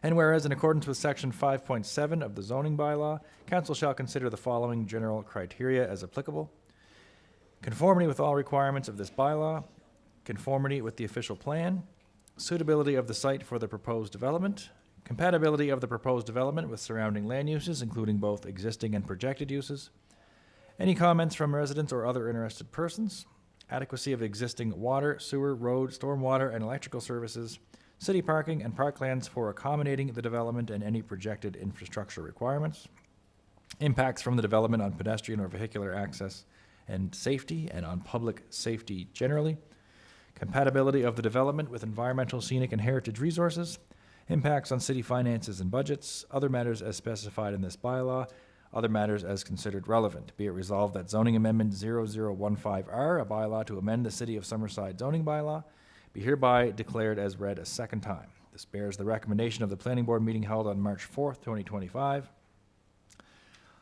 Zoning Amendment 0015R, a bylaw to amend the City of Summerside zoning bylaw. The Council of the City of Summerside, under authority vested in it by Section 18 and Section 19 of the Planning Act, hereby enacts as follows. The zoning for PID number 304188, shown on Schedule B of the City of Summerside zoning bylaw, is designated as medium-density residential R3 zone, hereby excluding it from its former designation of light industrial M1. Moved by myself, and I would ask for a seconder, Member Council, Deputy Mayor Snow. Thank you, Councillor. Resolution COS 25-044, moved by Councillor Doiron, seconded by Deputy Mayor Snow, is on the floor. Further comments, questions, statements from members of council? Hearing none, we'll call for a vote. All in favor, please indicate by saying aye. Aye. Any opposed? Resolution is carried. Councillor Doiron. Resolution COS 25-045. Whereas an application was received from Cameron Apartments, Inc. for a zoning amendment for PID number 304188 from light industrial M1 zone to medium density residential R3 zone under the City of Summerside zoning bylaw. And whereas zoning bylaw amendment 0015R, a bylaw to amend the City of Summerside zoning bylaw, was read and declared as read at 2 separate meetings of council held on different days. Be it resolved that zoning bylaw amendment 0015R, a bylaw to amend the City of Summerside zoning bylaw, be hereby formally adopted. Moved by myself, and I would ask for a member of council for second. Councillor Cameron. Thank you, Councillor Doiron. Resolution COS 25-045, moved by Councillor Doiron, seconded by Councillor Cameron, is on the floor. Further comments, questions, statements from members of council? Hearing none, I'll call for a vote. All in favor, please indicate by saying aye. Aye. Any opposed? Hearing none, the resolution is carried. Councillor. Resolution COS 25-046. Whereas an application was received from Cameron Apartments, Inc. to amend the official plan for PID number 304196 from commercial land use to residential land use under the City of Summerside official plan. And whereas in accordance with section 5.7 of the zoning bylaw, council shall consider the following general criteria as applicable: conformity with all requirements of this bylaw, conformity with the official plan, suitability of the site for the proposed development, compatibility of the proposed development with surrounding land uses, including both existing and projected uses, any comments from residents or other interested persons, adequacy of existing water, sewer, road, stormwater, and electrical services, city parking, and parklands for accommodating the development, and any projected infrastructure requirements, impacts from the development on pedestrian or vehicular access and safety and on public safety generally, compatibility of the development with environmental, scenic, and heritage resources, impacts on city finances and budgets, other matters as specified in this bylaw, and other matters as considered relevant. Be it resolved that official plan amendment 0016R to amend the City of Summerside official plan be hereby formally adopted. This bears the recommendation of the planning board meeting held on March 4th, 2025. Official plan amendment 0016R to amend the City of Summerside official plan. The Council of the City of Summerside, under authority vested in it by Section 18 of the Planning Act, hereby enacts as follows. The land use for PID number 304196, as shown on Schedule B of the future land use map, is designated as residential land use, hereby excluding it from its former designation of commercial land use under the City of Summerside official plan. Moved by myself, and I would ask for a member of council to second. Councillor Trenholm. Thank you, Councillor. Resolution COS 25-046, moved by Councillor Doiron, seconded by Councillor Trenholm, is on the floor. Any further comments, questions, statements from members of council? Hearing none, I'll call for a vote. All in favor, please indicate by saying aye. Aye. Any opposed? Hearing none, the resolution is carried. Councillor. Resolution COS 25-047, whereas an application was received from Cameron Apartments, Inc. for a zoning amendment for PID number 304196 from light industrial M1 zone to medium density residential R3 zone under the City of Summerside zoning bylaw. And whereas zoning bylaw amendment 0017R, a bylaw to amend the City of Summerside zoning bylaw, was read and declared as read a first time at the council meeting held on February 19th, 2025.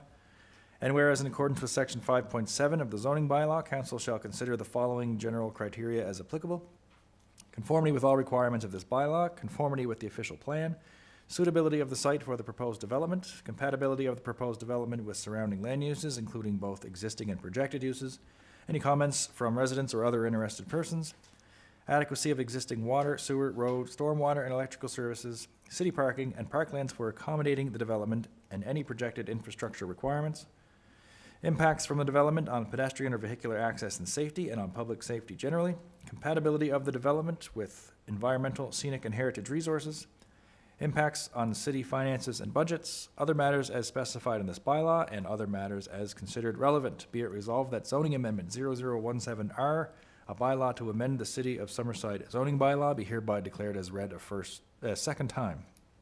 This bears the recommendation of the planning board meeting held on March 4th, 2025.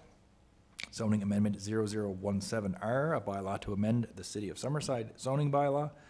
The Council of the City of Summerside, under authority vested in it by Section 18 and Section 19 of the Planning Act, hereby enacts as follows. The zoning for PID number 304196, shown on Schedule B of the City of Summerside zoning bylaw, is designated as medium-density residential R3 zone, hereby excluding it from its former designation of light industrial M1. Thank you, Councillor you need to figure out who's going to move it. Sorry. Moved by myself and Autopilot. seconded by a member of council, Councillor McColeman. I'm just trying to spread it around. Thank you, Councillor. Resolution COS 25-047, moved by Councillor Doiron and seconded by Councillor McColeman, is on the floor. Any further comments, questions, statements from council? Hearing none, I'll call for a vote. All in favor, please indicate by saying aye. Aye. Any opposed? Hearing none, the resolution is carried. Councillor. Resolution COS 25-048. Whereas an application was received from Cameron Apartments, Inc. for a zoning amendment for PID number 304188 from light industrial M1 zone to medium density residential R3 zone under the City of Summerside zoning bylaw. And whereas zoning bylaw amendment 0017R, a bylaw to amend the City of Summerside zoning bylaw, was read and declared as read at 2 separate meetings of council held on different days. Be it resolved that zoning bylaw amendment 0017R, a bylaw to amend the City of Summerside zoning bylaw, be hereby formally adopted. Moved by myself and seconded by Councillor Morrison. Resolution COS 25-048, moved by Councillor Doiron, seconded by Councillor Morrison, is on the floor. Further comments, questions, statements from council? Hearing none, I'll call for a vote. All in favor, please indicate by saying aye. Aye. Any opposed? Hearing none, the resolution is carried. Councillor, getting there. Yep. Okay, resolution COS 25-049. Whereas an application was received from Cameron Apartments, Inc. to amend the official plan for PID number 304204 from commercial land use to residential land use under the City of Summerside official plan. And whereas in accordance with section 5.7 of the zoning bylaw, council shall consider the following general criteria as applicable: conformity with all requirements of this bylaw, conformity with the official plan, suitability of the site for the proposed development, compatibility of the proposed development with surrounding land uses, including both existing and projected uses, any comments from residents or other interested persons, adequacy of existing water, sewer, road, stormwater, and electrical services, city parking, and parklands for accommodating the development, and any projected infrastructure requirements, impacts from the development on pedestrian or vehicular access and safety, and on public safety generally, compatibility of the development with environmental, scenic, and heritage resources, impacts on city finances and budgets, other matters as specified in this bylaw, and other matters as considered relevant. Be it resolved that official plan amendment 0018R to amend the City of Summerside official plan be hereby formally adopted. This bears the recommendation of the planning board meeting held on March 4th, 2025. Official plan amendment 0018R to amend the City of Summerside official plan. Council of the City of Summerside, under authority vested in it by Section 18 of the Planning Act, hereby enacts as follows. The land use for PID number 304204, as shown on Schedule B of the future land use map, is designated as residential land use, hereby excluding it from its former designation of commercial land use under the City of Summerside official plan. Moved by myself and seconded by Deputy Mayor Snow. Resolution COS 25-049, moved by Councillor Doiron, seconded by Deputy Mayor Snow, is on the floor. Further comments, questions, statements from council? Hearing none, we'll call for a vote. All in favor, please indicate saying aye. Aye. Any opposed? Resolution. Resolution COS 25-050, whereas an application was received from Cameron Apartments, Inc. for a zoning amendment for PID number 304204 from light industrial M1 zone to medium density residential R3 zone under the City of Summerside zoning bylaw. And whereas zoning bylaw amendment 0019R, a bylaw to amend the City of Summerside zoning bylaw, was read and declared as read a first time at the council meeting held on February 19th, 2025. And whereas in accordance with section 5.7 of the zoning bylaw, council shall consider the following general criteria as applicable: conformity with all requirements of this bylaw, conformity with the official plan, suitability of the site for the proposed development, compatibility of the proposed development with surrounding land uses, including both existing and projected uses, any comments from residents or other interested persons, adequacy of existing water, sewer, road, stormwater, and electrical services, city parking, and parklands for accommodating the development, and any projected infrastructure requirements, impacts from the development on pedestrian or vehicular access and safety, and on public safety generally, compatibility of the development with environmental, scenic, and heritage resources, impacts on city finances and budgets, other matters as specified in this bylaw, and other matters as considered relevant. Be it resolved that zoning amendment 0019R, a bylaw to amend the City of Summerside zoning bylaw, be hereby declared as read a second time. This bears the recommendation of the Planning Board meeting held on March 4th, 2025. Zoning amendment 0019R, a bylaw to amend the City of Summerside zoning bylaw. The Council of the City of Summerside, under authority vested in it by Section 18 and Section 19 of the Planning Act, hereby enacts as follows. The zoning for PID number 304204, shown on Schedule B of the City of Summerside zoning bylaw, is designated as medium-density residential R3 zone, hereby excluding it from its former designation of light industrial M1. Moved by myself and seconded by Councillor Nick Cameron. Thank you, councillors. We're just going around the circle. Resolution COS 25-050, moved by Councillor Doiron, seconded by Councillor Cameron, is on the floor. Further comments, questions, statements, members of council? Hearing and seeing none, I'll call for a vote. All in favor, please indicate by saying aye. Aye. Any opposed? Hearing none, the resolution's carried. Resolution COS 25-051. Whereas an application was received from Cameron Apartments, Inc. for a zoning amendment for PID number 304204 from light industrial M1 zone to medium-density residential R3 zone under the City of Summerside zoning bylaw. And whereas zoning bylaw amendment 0019R, a bylaw to amend the City of Summerside zoning bylaw, was read and declared as read at two separate meetings of council held on different days.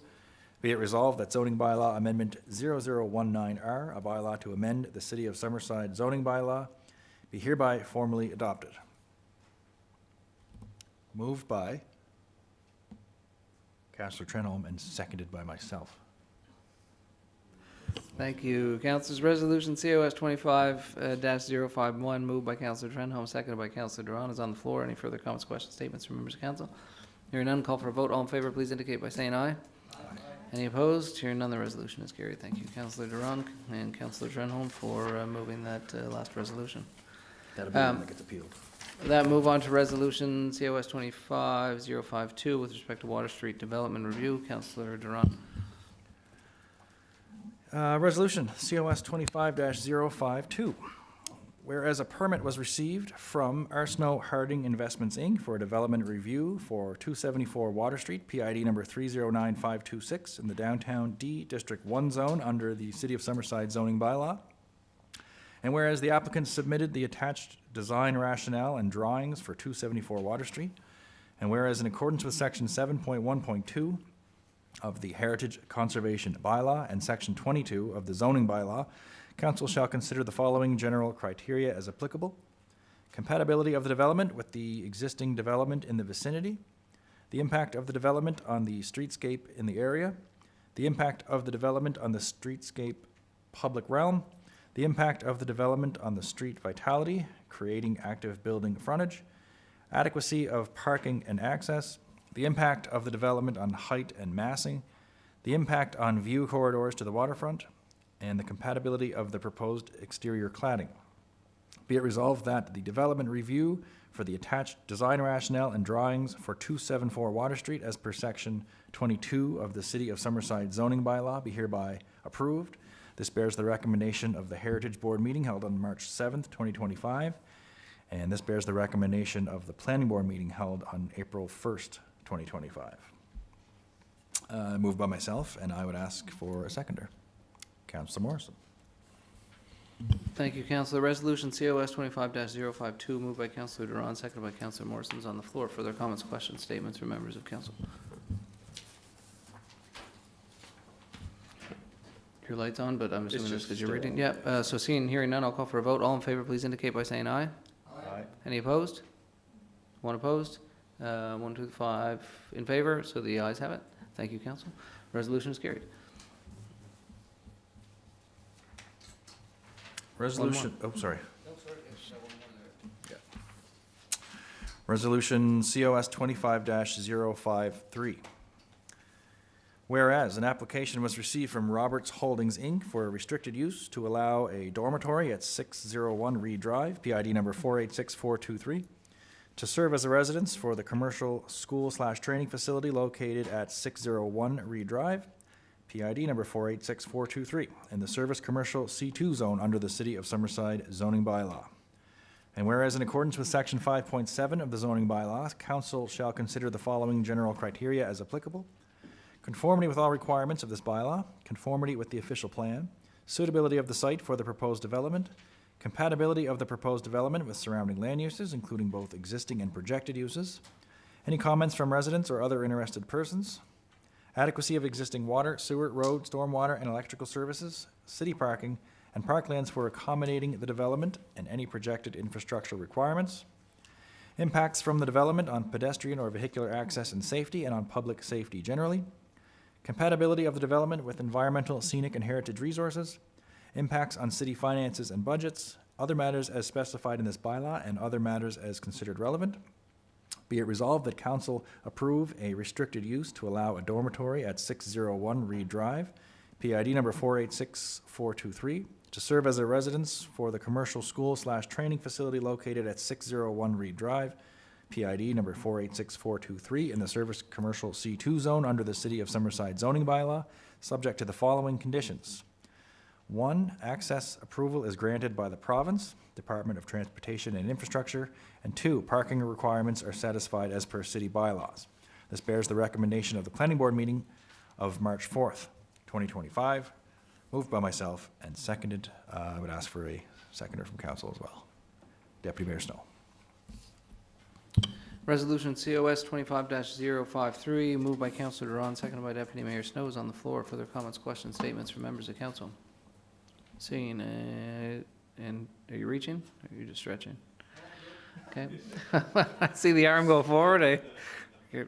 Rick gets my attention. Seeing and hearing none, I'll call for a vote. All in favor, please indicate by saying aye. Aye. Any opposed? Hearing none, the resolution is carried. Thank you, Councillor. Thank you to all of council. We have one more resolution here. Councillor Adams stuck with us for like 2 hours here, holding things together. She said that nasty cough. So she had to jump out, but I think Councillor Morrison then will introduce this resolution as I see him raise it up.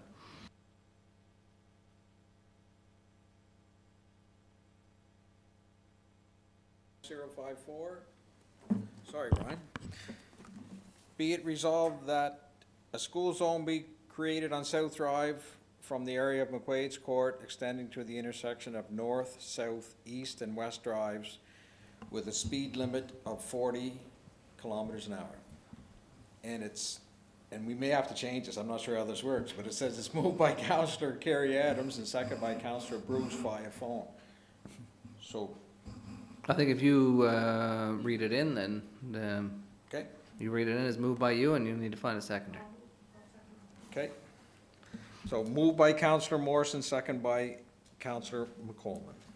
Resolution COS 25-054, moved by Councillor Morrison, seconded by Councillor McColeman, is on the floor. Further comments, questions, statements from members of council? Councillor Doiron? Just sort of one point of clarification, just back to my original question. Do we need to include the wording that it's only from September to June, 8 a.m. to 4 p.m., or does the fact that we have it as school zone sort of indicate that? Like, do we need it in the resolution? It's going to be on the sign, so. CAO is indicating no, the school zone would imply all the timing associated with the school zone. Any other further comments, questions, statements from members of council? Rick, your light's still on, but there you go. Well, with that, I'll call for a vote. All in favor, please indicate by saying aye. Aye. Any opposed? Hearing none, the resolution is carried. Thank you, council. We will adjourn our special council meeting. We do have a briefing camera meeting, and I would like to let everybody know here, the members of the public, that no elephant